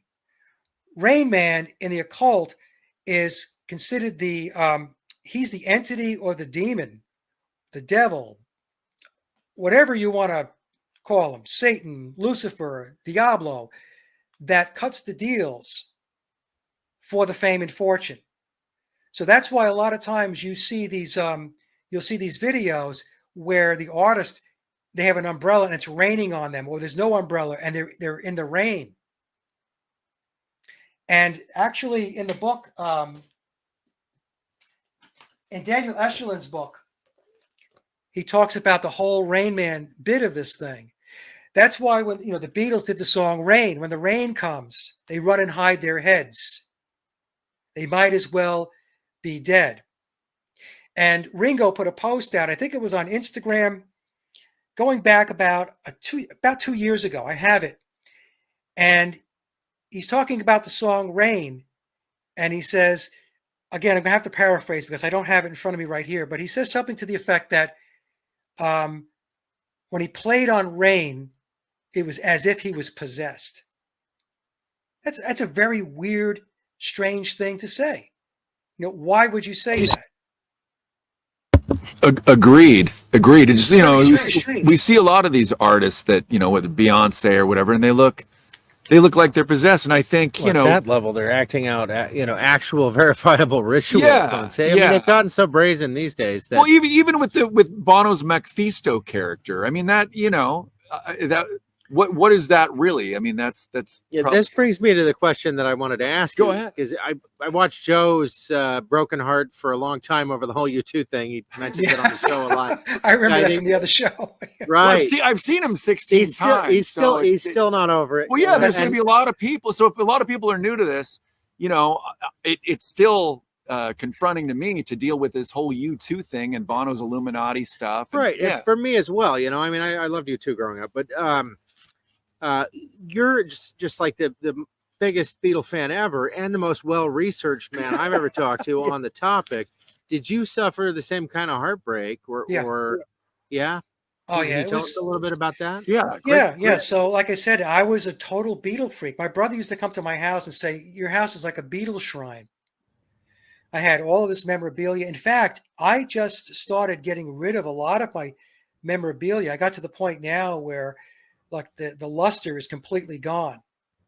And, I know exactly what this is. Well, I have known what this is now. I've been at this research for 8 years, guys. So when I first started, I loved the Beatles. And that's why when I first read the book back in 2016, a lot of this stuff was very, very difficult to get my head wrapped around. Very difficult. Because the magnitude of the deception is tremendous. That's why when Gregory came on your show and he said, look, I didn't believe this at one time, but now I believe it's very possible that he was swapped out. And it's just so interesting. folks know, that's Gregory Martin, the son of George Martin, that produced the Beatles. Just so they know which Gregory. Gregory Please, Paul Martin, George Martin's son. Yeah. Okay. Go ahead. So by him coming out and saying that, that's very, very important. It is. It's very important. Now, some people might argue that he probably always knew. I mean, I don't know whether he did or he didn't, but Gregory's only 2 years older than I am. He's 67, I'm 65. So he was born in 1957. So if he saw biological Paul up through 1966, he was only 9 years old. He's a 9-year-old kid. And as he moves on into 1967, he's 10. 68, he's 11. By the time we get to 1970, and let it be, if he was, involved or there at any point during the film or the recording, he's like about 12, 13 years old. So I could see where it's easy for a kid not to pick up on the differences, right? Because you coming in, you're a young kid, you're told that's Paul McCartney. You come in at 11 years old and you're told that's Paul McCartney. And you're thinking, all right, well, he grew a beard, his hair is longer or whatnot, and you don't think too much of it. So I think that's a possibility. Of course, the other possibility is, like I said, that he's always known. But that's neither here nor there. The fact that he's come out and he says now that he's considering that he was replaced and he was swapped, that's very important. That's very important with regard to this conspiracy, because we're talking about somebody that goes back to the Martin family name. And George Martin was known as the fifth Beatle. So there's something about, like whether it's U2 for Joe, Beatles for yourself, they elicit so much emotion, especially, when you're young, and it's the soundtrack to your life. It's the songs of your relationships and those experiences and everything. I mean, it really touches us in a deep way. And that betrayal to find out that it was an intelligence fabrication, or, and it's so many of them are. And I think the progression of music has kind of changed quite a bit. I mean, things tend to be a little bit less heartfelt now, at least in the, the top 100. You get a lot of great music out there, but it's Yeah. Well, think about the genres of music when you think about it, and then think about the social engineering and what has transpired, right? So we had, the British invasion, and we had the long hair. We had the drugs, free love. It was anti-establishment. This was all the counterculture of the 1960s, right? So that was that. And then in the 1970s, we start to get into bands like Kiss. So we start to get into the more satanic, darker, more occult. It's the presentation. Remember Studio 54, where all of it's went on there. Then we have talk about punk, right? If you look up the word punk in the dictionary, I mean, it doesn't have to say very nice things about what a punk means. Right? It doesn't. So that was another targeted genre of music that Tavistock put out there. Punk was really a breaking down. It was really a thrashing of society. It was really anti everything. That's what, in my view, when I looked at punk music, that's what it was about. And just think about glam, right? So glam, you start getting into the androgyny. You start getting more into the trans type of perceptions, which was actually, the beginning of that was David Bowie. So Bowie was really the poster child for that, but then it migrated into these glam bands like Poison going into the 1980s. Grunge, So just think in terms, folks, of the names that they're giving these genres of music, and then try to put it into a perspective of how it's applicable to what it means from a societal and cultural perspective. Grunge, you know? So and then today, like you guys mentioned, when we take a look at the acts today, I don't know if you've ever seen footage. I've seen some footage. Somebody got into a Masonic meeting, and they had a little ritual ceremony, and they have a lady come in, and she dances on stage. And the dance moves that were done in the Masonic Lodge are almost identical to what you see choreographed that many of these performers are doing on stage today. So when you're watching these music videos and you're watching these awards shows for music, that's what you're seeing. Of course, with its overt occultism and Luciferian satanic imagery.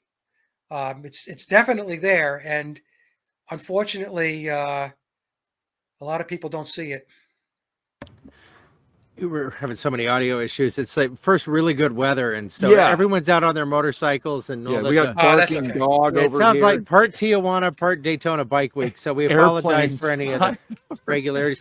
You know, with the punk thing, you had me thinking of, I think it was Malcolm McLaurin, if I have the name right. It's been a long time since I thought about these things, but discovered the Sex Pistols had the sex clothes shop, and you know, he basically said the whole thing was invented. You know, that it was just a and there were so many kids. I remember going to punk shows.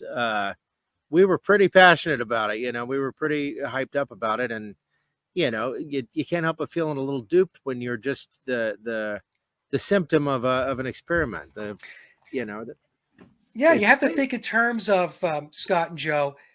Think about how fads come into play. They just appear, right? All of a sudden, there's bell bottoms, and there's there's long hair, and there's beards, and there's this and there's that. Just all of a sudden, Jordache jeans becomes very popular. I don't know if you remember that, right? So I always think about that. I think, well, how could that possibly be organic? Because it comes out of nowhere, and then the stores are flooded with this clothing and this attire. And people, like I mentioned earlier on in the show, they just kind of follow and they mimic, they mirror. They're buying this stuff up. Hey, this is what's in. This is what, I want to wear. This is the kind of hair I want to have. I want to have blue hair. I want to have red hair. I want this. I want that. And so all of this stuff, as difficult as it is for people to really get their heads wrapped around, it's all put together. It's all orchestrated. It's all engineered. It's all manufactured. Hey, it wasn't manufactured back in the 1800s or the 1700s when you had to live on the land. You had to go hunt to eat. You had to go chop wood to heat. Powdered wigs, and clothing was just something you had to have in order to stay warm and whatnot. But with the advent of modern society, all of this stuff is all put together. It's all manufactured, and a lot of people don't see it. They brought back mom jeans. I mean, those don't look good on anybody. Now these gals are wearing the high-waisted jeans. Horrible. And Joe pointed out now it's men with beards or women with beards. Women with beards. I mean, Scott finally got rid of his MC Hammer pants last year because he realized it was a psyop. I didn't have any. Why did you do that? Well, there were parachute pants. I remember when I was a kid. Remember when breakdancing was a thing? I remember that. Can't touch that. Yeah. I was reading an article in AARP going back a number of months ago, and it's a perfect example of a complete manufactured story. And they're talking about hip hop, and they're saying that hip hop was invented going back, I think it was in the Bronx in New York, by some kid and his sister who threw a party in August of 78. Let's just say 19. I don't know. It was in the 70s. So I'm reading this. And most people would read that article and they would go, wow. So that was the beginning of hip hop, huh? It started in New York. It was in the city. It was in the Bronx. And these two teenage kids, a brother and sister, they had a big party and it started a worldwide phenomenon. Are you kidding me? How does anybody know? How does anybody know that that guy even had that party? Right? So it's a completely fabricated story. It's completely concocted. There's like a story like that with the Beatles too, where I forgot the name of the girl. A lot of people don't know this story, I guess, but it's a story that's out there and you can look it up. They claim that she is the one that introduced the Beatles music to the US market because she kept bugging a radio station to play a Beatles single. I don't know whether it was I Want to Hold Your Hand or something. And so this DJ relented and he played it. And it was because of that Beatlemania, that was a big reason why Beatlemania took off in the United States. That's a ridiculous story. It's completely fabricated. But it sounds like if that were true, it's kind of it's a much cooler story than the fabrication that we've learned about. Well, but now they just look at markets and yeah, they got all the hard data. And now they got the AI information as well. They know exactly what they're doing. But what's interesting, you mentioned hip hop, and with all the recent goings on with P. Diddy or Puff Daddy or whatever. Oh yeah. Well, now all there's these old hip hop legends and so on are coming out and they're saying, yeah, they were all gay, or the terrible things that were happening at all the parties, or who was diddling whom, and that's become quite a revelation for people. Yeah, and the thing though is, I think that P. Diddy, just like Jimmy Savile, as an example, I think that they are, they're patsies.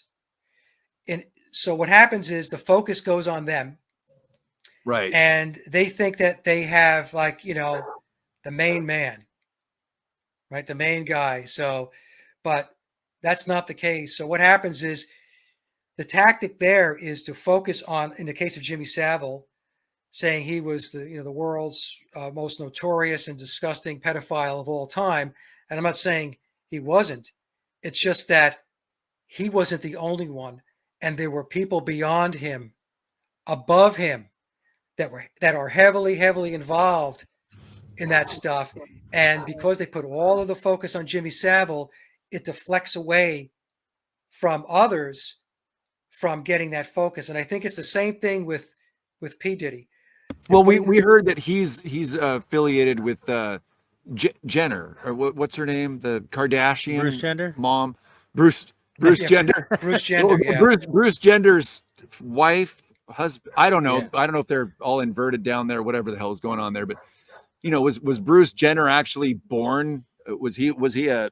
You think of the album. Well, he didn't start out as a female. No. What I'm saying is, the Nirvana album, In Utero. Well, let's think about that. We've heard that the elite can go in at age, I don't know, 6 or 8 weeks and mess with that, but who knows? And Elliot Page, was he actually supposed to be a boy and then inverted as a girl? And who knows? What are they reclaiming their original gender? Yeah. It's a very deep rabbit hole. Who knows? But I'm just saying, man, it's.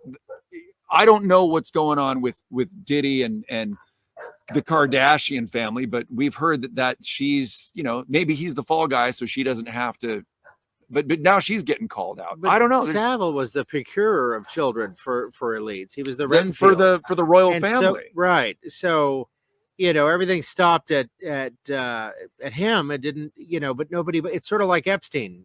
We still don't have the list. No, we don't have the list. Those people will remain protected. It's infuriating because they want the focus on Epstein. They want people to continue to talk about him, to talk about the list, to talk about the flights, to talk about the island.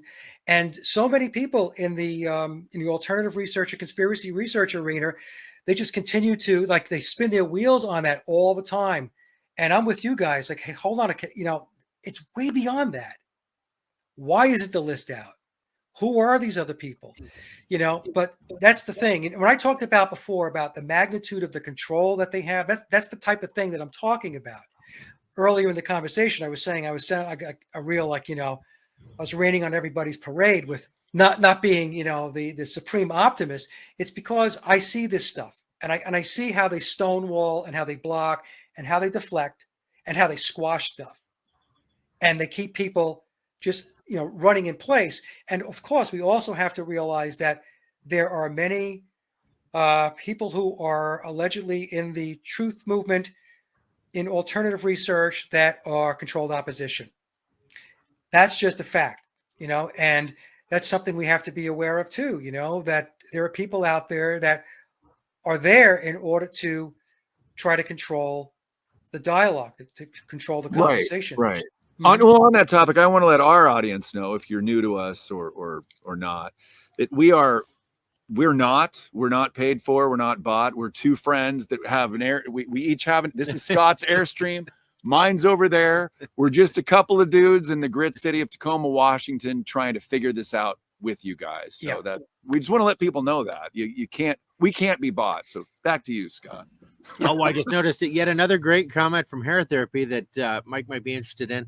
She said she bought a Life magazine. I bought a Life magazine lately from an antique shop, and there happens to be a piece on June Asher, who was best friends with Paul McCartney. Sorry, it's moving.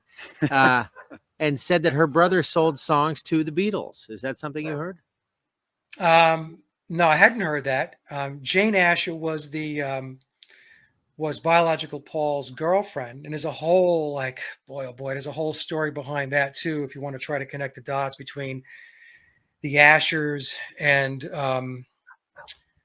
George Martin, we won't get into that right now. We don't have enough time to get into that. But no, I hadn't heard that. But does it surprise me? No, it doesn't surprise me. There was a post that Jimmy Page put up on, I think, Instagram. And Jimmy said that he was talking about albums and music that he played on. And he said that he played on the Beatles. Did he say he played on the Beatles' Hard Day's Night album? He played on the Hard Day's Night album. So I put that up on my community tab in Facebook, and of course, the fan club comes out. No. He meant the soundtrack, the United Artists soundtrack. I said, no. He didn't say he played on the soundtrack. He said he played on the Hard Day's Night album. And that's why it's very important to understand the Beatles' official releases were their UK releases. In the UK, when they released A Hard Day's Night, there was no soundtrack from the film on the album. It was all Beatle music.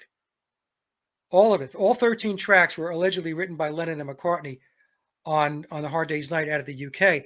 So we have things that leak out, and recently we have I try to explain to my folks how this industry works, and Don Henley got caught lip syncing. Did you see that?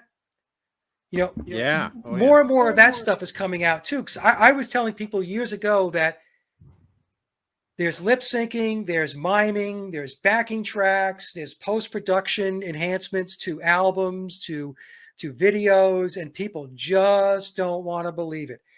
I have a clip of the Beatles playing in 1966 in Japan at Budokan, and Day Tripper starts.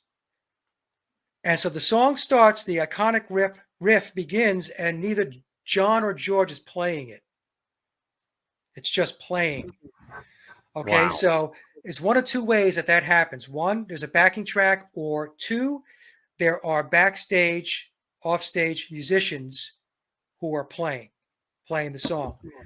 I had somebody reach out to me. This person is connected into the Beatles in a certain way.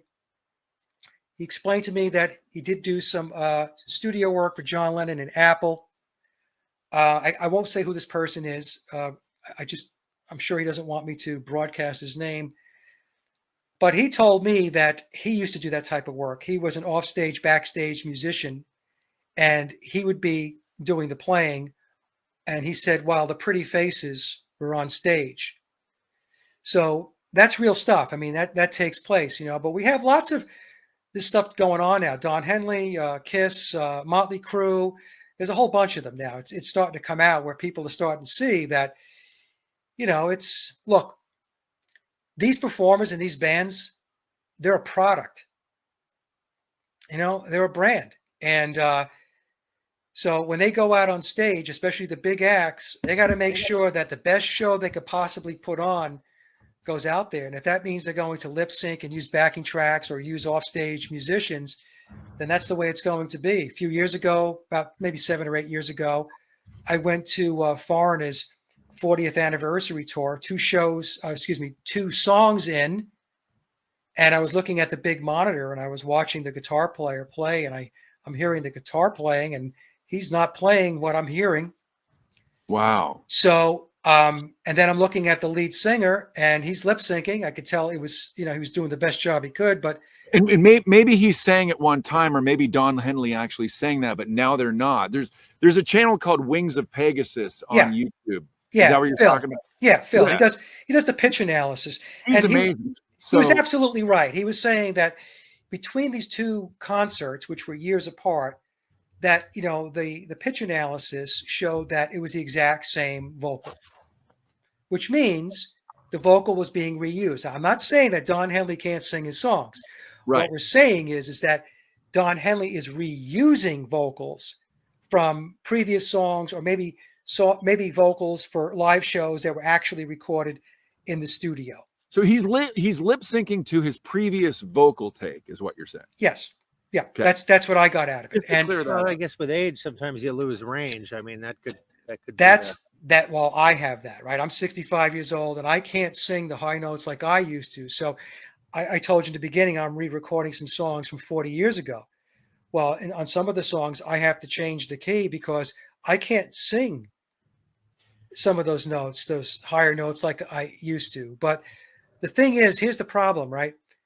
The problem with these bands is that they put themselves out there as if that's not happening, that they're not using backing tracks, that they're not lip syncing, that they're not using backstage or offstage musicians. And the people are thinking they're seeing these truly live shows. And that's not what's going down. Now, it's up to the individual whether they want to accept that or not. Do you want to spend $500 a ticket to watch Don Henley lip sync? That's your call. Or you can stay home and you can listen to the CD for free. So, but look, I'm not going to pass judgment on it. Like I said, it's a business. All I try to do with my work is make people aware that that's what this business is about. It's about putting the best possible product out there, and they're very risk adverse. My sound engineer friend out of the UK, actually out of Europe, I shouldn't say the UK, out of Europe, he told me on all of these big acts, what they do is they always show up with a backing track, especially for the vocal. And the sound engineer is responsible for doing the mix to make sure he keeps a balance between, the live vocal and the backing track. Now, not all of these singers are using backing tracks. I mean, I'll give Billy credit. He's clearly not using a backing track because his voice is shot, absolutely shot. And that comes through in his shows, but he's still singing them. The one thing I did notice, though, because I did go to one of his shows going back, I think 2018. And what I did notice that they were doing was the other guys on stage, Rusty and Brian, they were singing as well. And they were blending Billy's vocal in with their vocals, I guess, to kind of smooth it out a little bit. That's what I noticed, when I went to his show a number of years ago. So I don't know. Did you guys want to talk about Rubber Soul quickly so that people can get a feel for why I concluded they didn't write all their own songs? Yeah. And then I also want to ask you briefly, I know we could do a whole show on Jimmy Page, but I got a couple of questions to follow up there, but let's start with Rubber Soul. Please. Okay. So what happened was people will ask me sometimes, Mike, with this work, what do you think at the end of the day you'll be known for? I said, when all things settle, once the smoke clears, it's going to be, that was the guy that said that the Beatles didn't write all their own music and didn't play on all of their recorded tracks. The whole Paul is Dead thing is not new to me. I mean, I guess I brought a greater awareness to it. The Beatles and the Occult is not something that I discovered. It's been out there a long time. But I gave it a forum in which a wider audience had much wider reach, where people can listen and take a look. I mean, my shows and my presentations over the last 8 years, this is no joke, over 4 million views and listens in the last 8 years. Over 4 million. That's a lot of people taking a listen. So what happened was I started, digging into the Beatles, and there was a passage in Memoirs on page 350 of one of the earlier editions, and it said that George Martin was going to take their little songs and make them great, something to that effect. And then it started talking about the Snitch and the Committee of 300. So I'm reading this, I'm going, taking their little songs and making them big. Well, why would the two greatest songwriters of all time have little songs? And the Snitch and the Committee of 300. So I knew about John Coleman.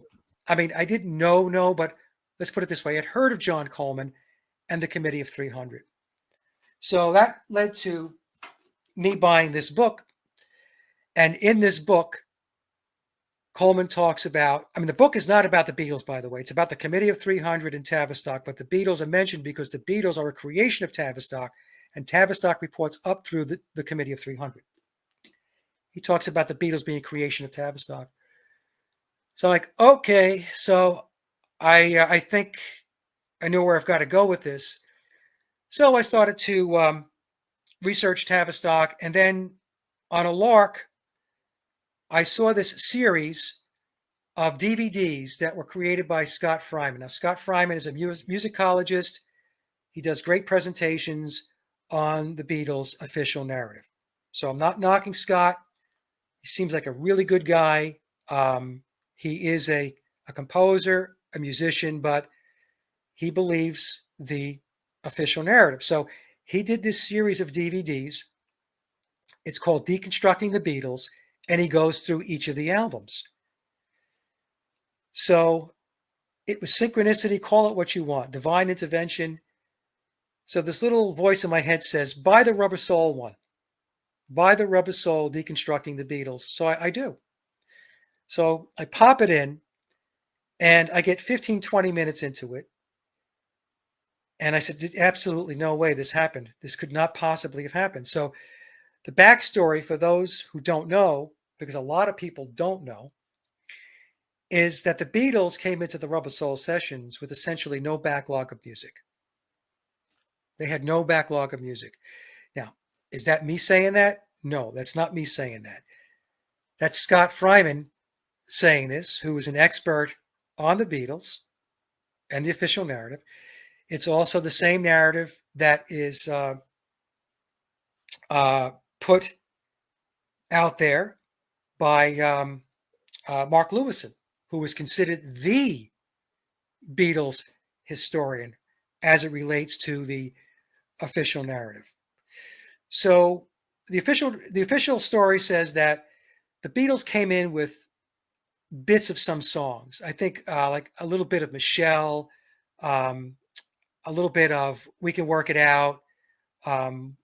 Not some people want to claim What Goes On. They say, well, What Goes On was written back in the late 1950s by John Lennon. But the problem with that story is the official narrative, even if you look in Wikipedia, tells us that the song was completely rewritten. The only thing that was kept was the chorus. Okay. Mark Lewison says that the Beatles had to write from scratch more than a dozen songs in 30 days. And Scott Fryman says that, they came in essentially empty with no backlog of music. So they had to write 14 songs for the album, 7 songs per side, and they had 2 more songs to do for a double A-side single, Day Tripper and We Can Work It Out.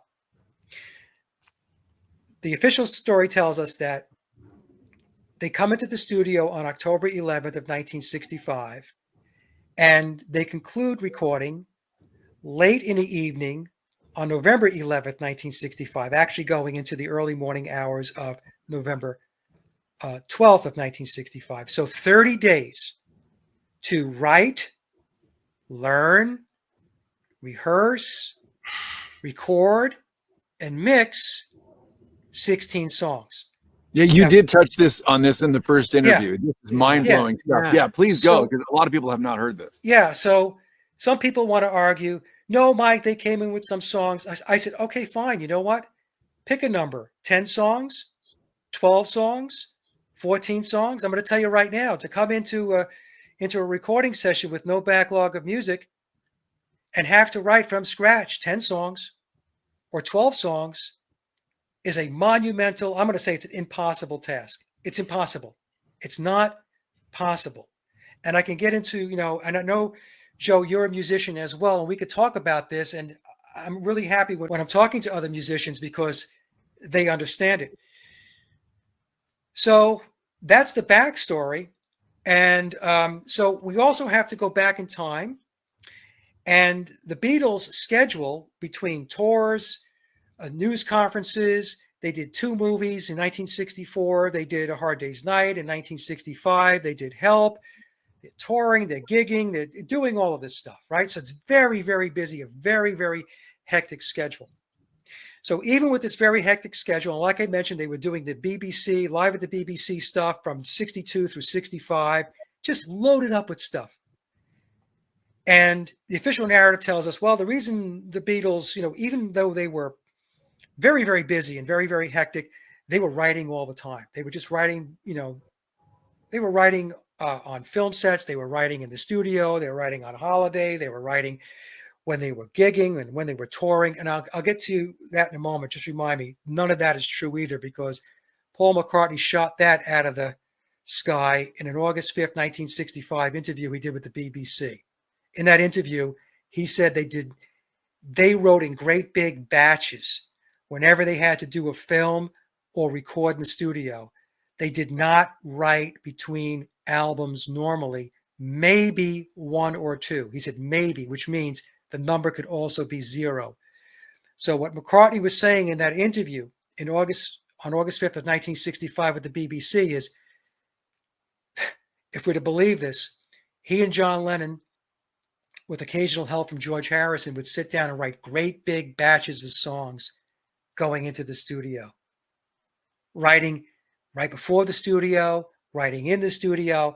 And I'm going to tell you right now, folks, it's a ridiculous premise. Okay. So going back to what I was before I detoured there, with all of their schedules and everything they were involved in, they were still able to write, allegedly, 8 songs for the first album, Please Please Me, 8 originals and 6 covers for 14 songs. They were able to do 8 originals on the second album with the Beatles, along with 6 covers. So 8 originals and 6 covers for With the Beatles, 14 songs. We're told that they wrote 13 original songs, because there's 13 tracks on A Hard Day's Night. That was them, all them, the Beatles, Lennon, McCartney, and Harrison.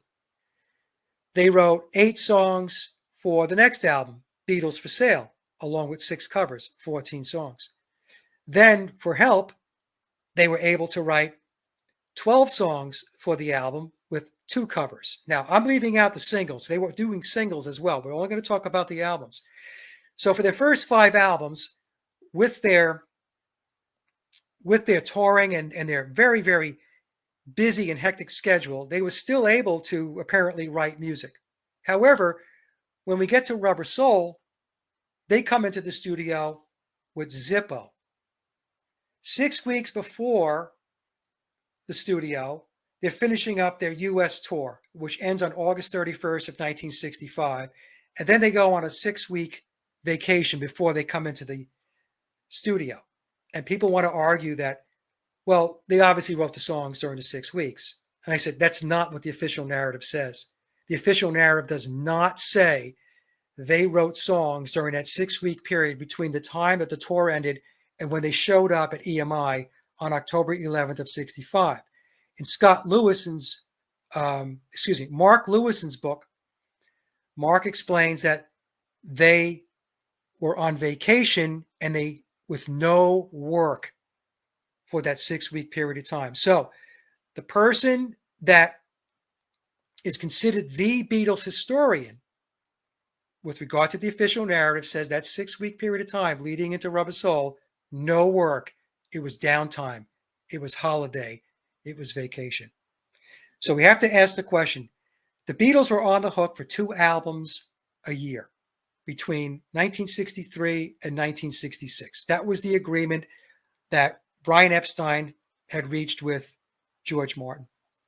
For the first 5 albums, there was no problem coming up with material. No problem. But for Rubber Soul, and at this time, their touring lightened up. So in 1965, their touring lightened up considerably. They show up with nothing. So that means, to me, that Brian Epstein, who was their manager, was he not talking to them? Did he not say, hey, lads, you know we're on the hook for 2 albums a year. We did the first one in 65, help. Now we've got the second one we've got to do for the Christmas season. So George has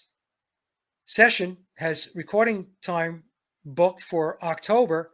How are you guys doing with the songwriting? Apparently that conversation never took place, because if he had asked the question, they would have said, well, actually, we don't have anything. That would have set off some alarms, right? Take it a step further. That would mean that George Martin was also not asking about whether they had material to come in to record starting on October. Actually, the recording started on October 12th. They came into the studio on October 11th, and then recording started on October 12th. So that means everybody fell asleep at the wheel after the release of Help. And nobody was pulsing anything. Nobody was talking to anybody. Nobody was asking any questions about how the songwriting was coming along. So they come off the tour, they go on vacation, and then they show up in the studio on October 11th.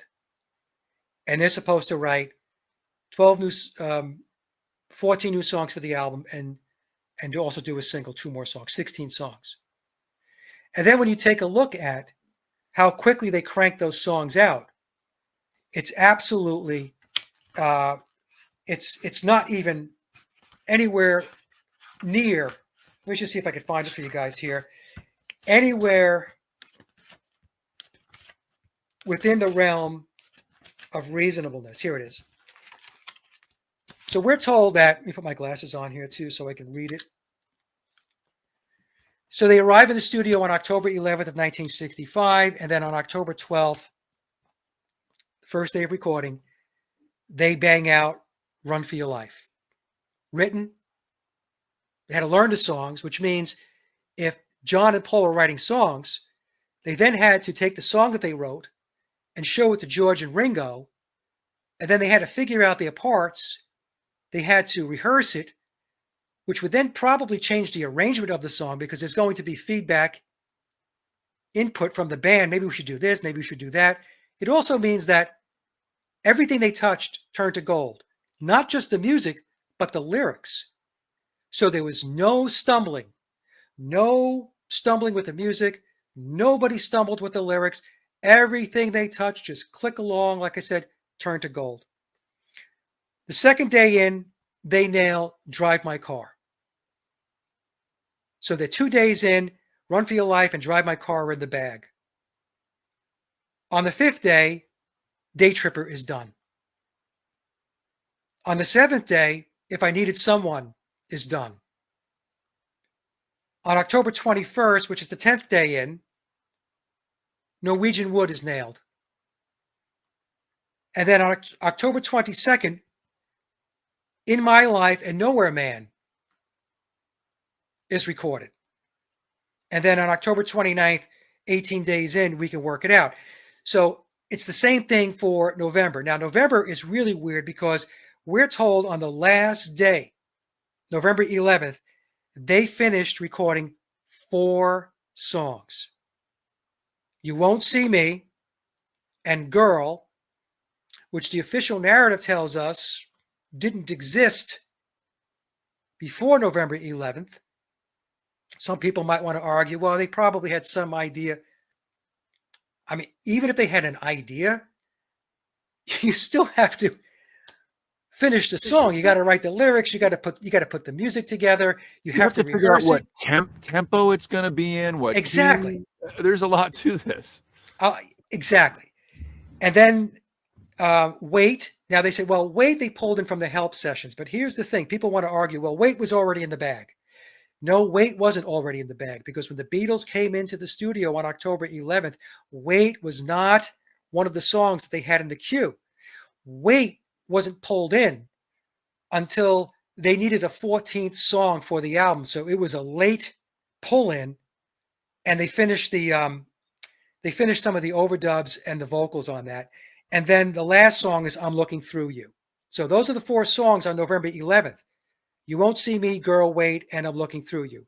So we're supposed to believe that all of that was magically written, rehearsed, recorded in one day, in one long session. I think they said the session was like 11 or 12 hours.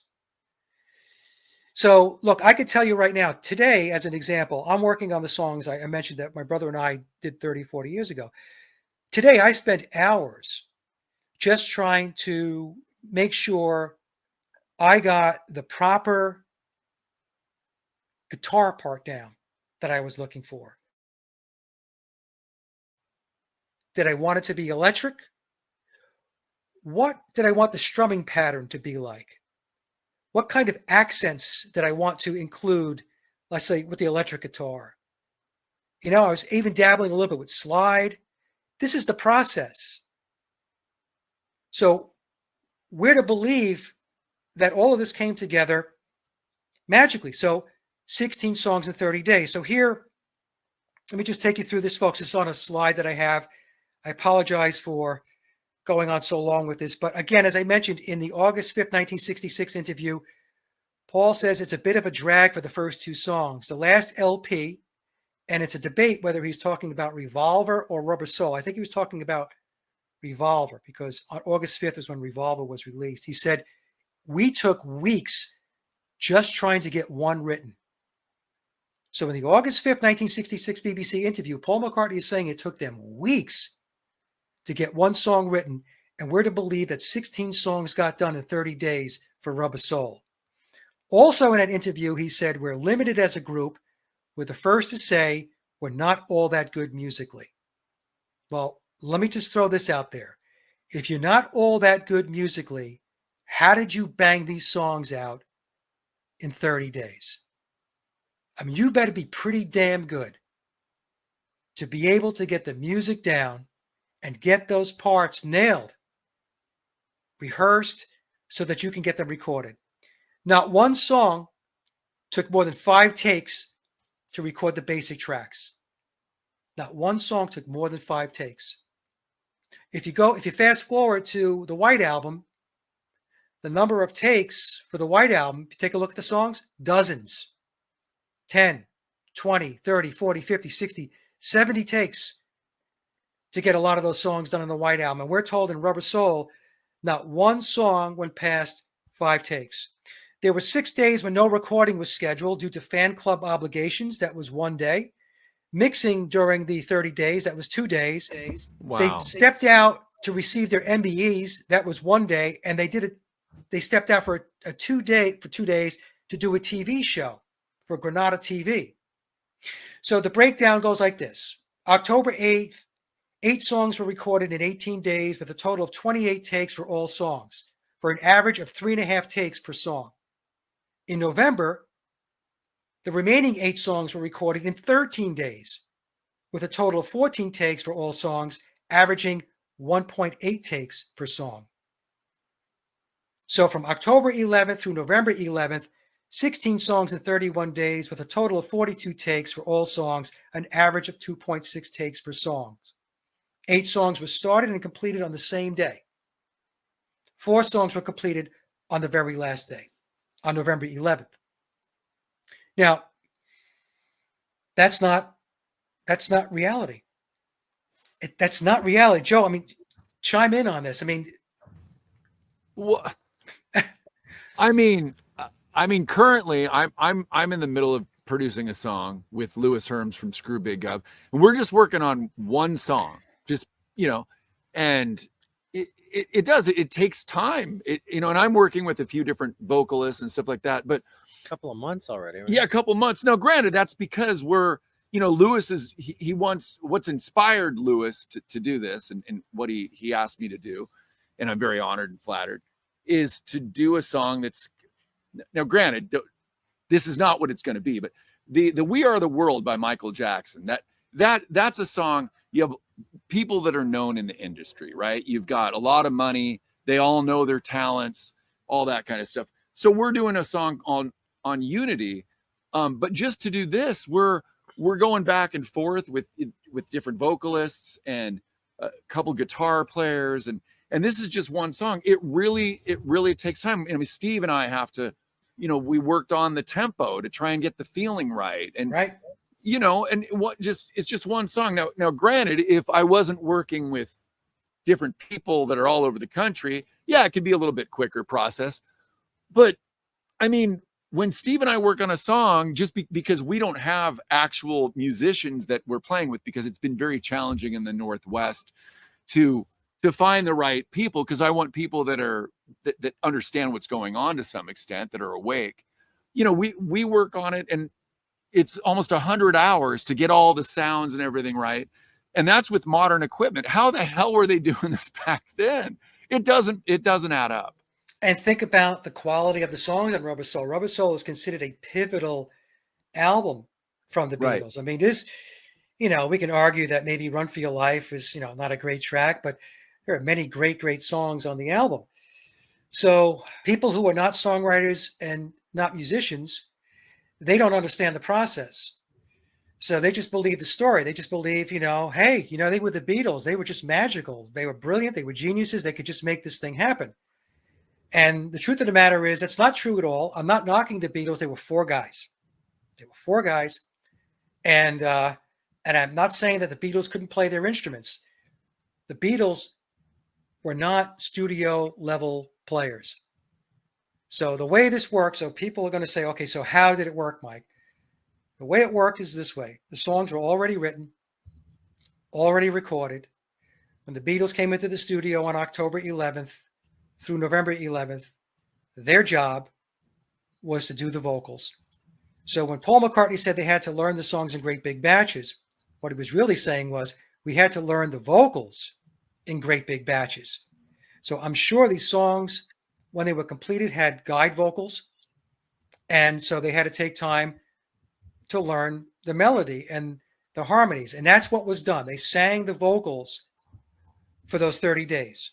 It's the same way the Monkees operated. Now, there's one other piece to this. Real quickly, I'll kind of wrap this up because I know we're going really long here. The second part to Rubber Soul is the manufacturing process. We're told that George Martin finished up the final mix on November 12th. And he did the song sequencing on the 16th of November.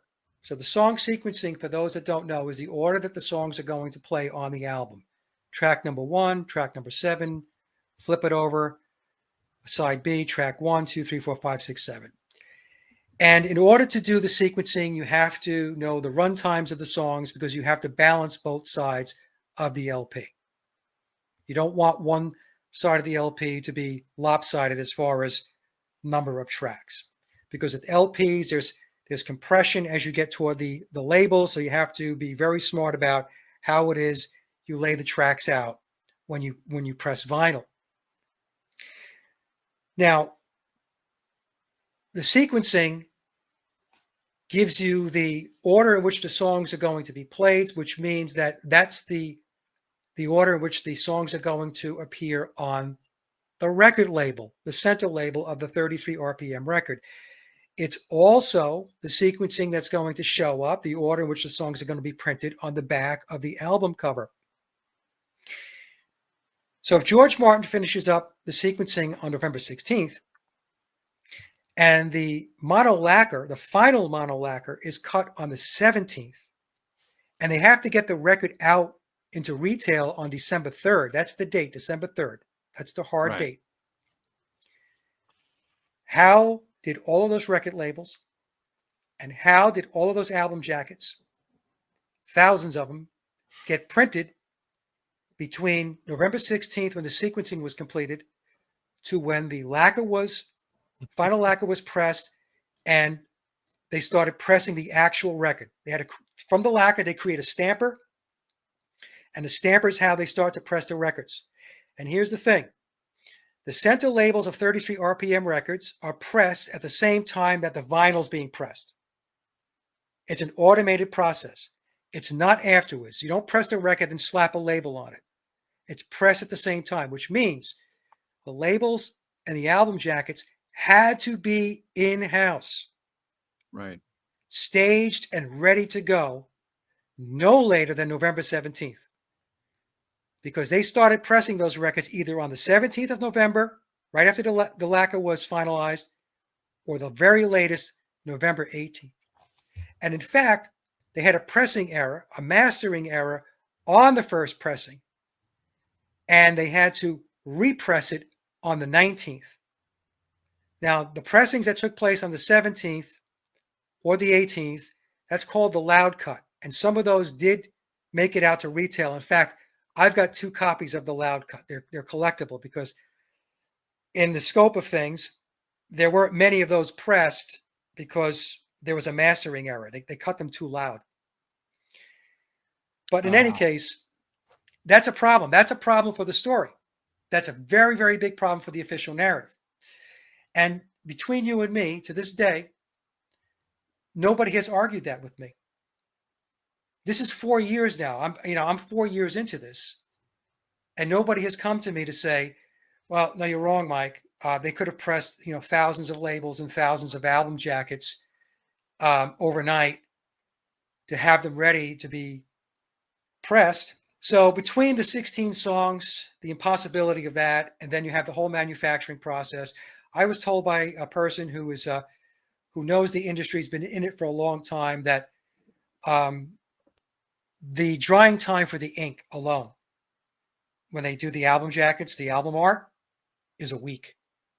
So in other words, it takes a week for the ink to dry before anybody can handle the album slicks to start pasting them onto the cardboard sleeves. The whole thing just doesn't add up. It doesn't add up. No, and I appreciate you going that deep on this. And so there's 2 things I wanted to bring up before we wrap this up. One is someone was asking about, and if we can get the Cliff Note version of this, the song Imagine. Any insight on that song? Yeah, so in the book, in Memoirs, it tells us that John Lennon did not write the song Imagine. The song was, I think the words are, it's in the footnote, was generously credited to him. So when you think about imagine no possessions. It's easy if you try. And then think about Klaus Schwab. You'll own nothing and be happy. Exactly. Yeah. So imagine, this is how far back it goes. So again, when I talk about the level of control that the controllers have, it's very difficult for a lot of people to fathom. So back when they released Imagine, this whole concept of this one world government, no possessions,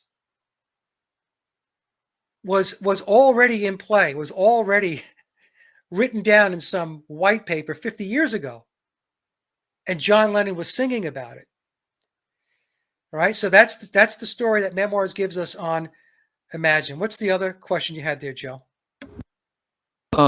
Sorry, we've had a few planes going by. Well, I'm bringing this. I did a mini documentary on a gentleman. Are you familiar with the gentleman Donald Marshall? I bought the book because of your documentary. Okay. There it is. Oh, I haven't read it yet, but it's $6.95 on Amazon. I figured, what the heck? Yeah. So in the documentary, the PDF of the book is free because Donald, apparently the people that I am in communication with, they don't want to make any money on it. They just want to get it out there. So the PDF is free. That link is under the video. I also put it in the chat, guys, and I'll also put it in the comments. So if people have any comments they want to live on, since the chat disappears on Rumble, unlike YouTube, comment down below. And that way people can interact with each other, right? If people want to, go from the chat and they want to communicate. They may not have any other way of communicating. Turn the comment section into that. Great So point. yeah. So the book itself, this was like $6, and then there's a hard copy. So the reason I bring up Donald Marshall is because one is he's pointing out the underground, the cloning, the consciousness transfer, all this stuff. It's really heavy stuff. And this is something that people can go into. The other part that he talks about, which is controversial, but he talks about how the first song he wrote was Lady, sung by Kenny Rogers and Lionel Richie. He also claims to have written, now when he writes, it's not that he uses musical instruments.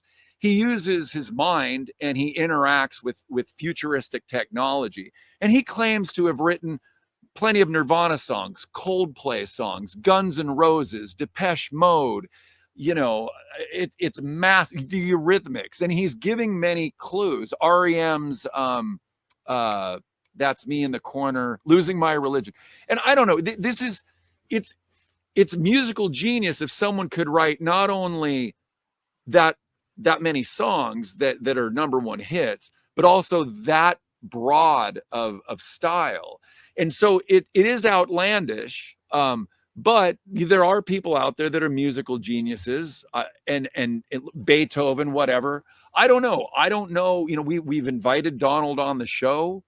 There's many interviews that he's done, and I go into that topic in the documentary. You can go to different pages. It's all in there. And I just did that because I felt it's like 42 minutes because I want people to look into it themselves.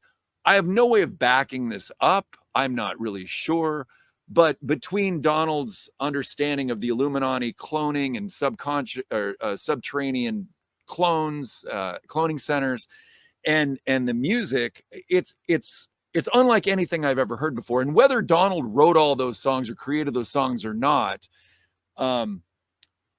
it just lends to the story that there is many songs that are not by the writers or not by the people that are singing them. So I put it out there so people can dig it to themselves. I'm not sure what to think about all of it personally, but it's pretty outlandish, pretty amazing stuff. It's interesting. There's a movie, I think it's called Under a Silver Bridge. I hope I have it right.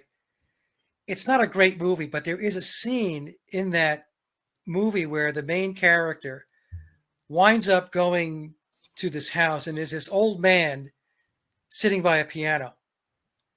And all around him are all of these instruments and all of these guitars, and it's just loaded up. The room is loaded up with instruments.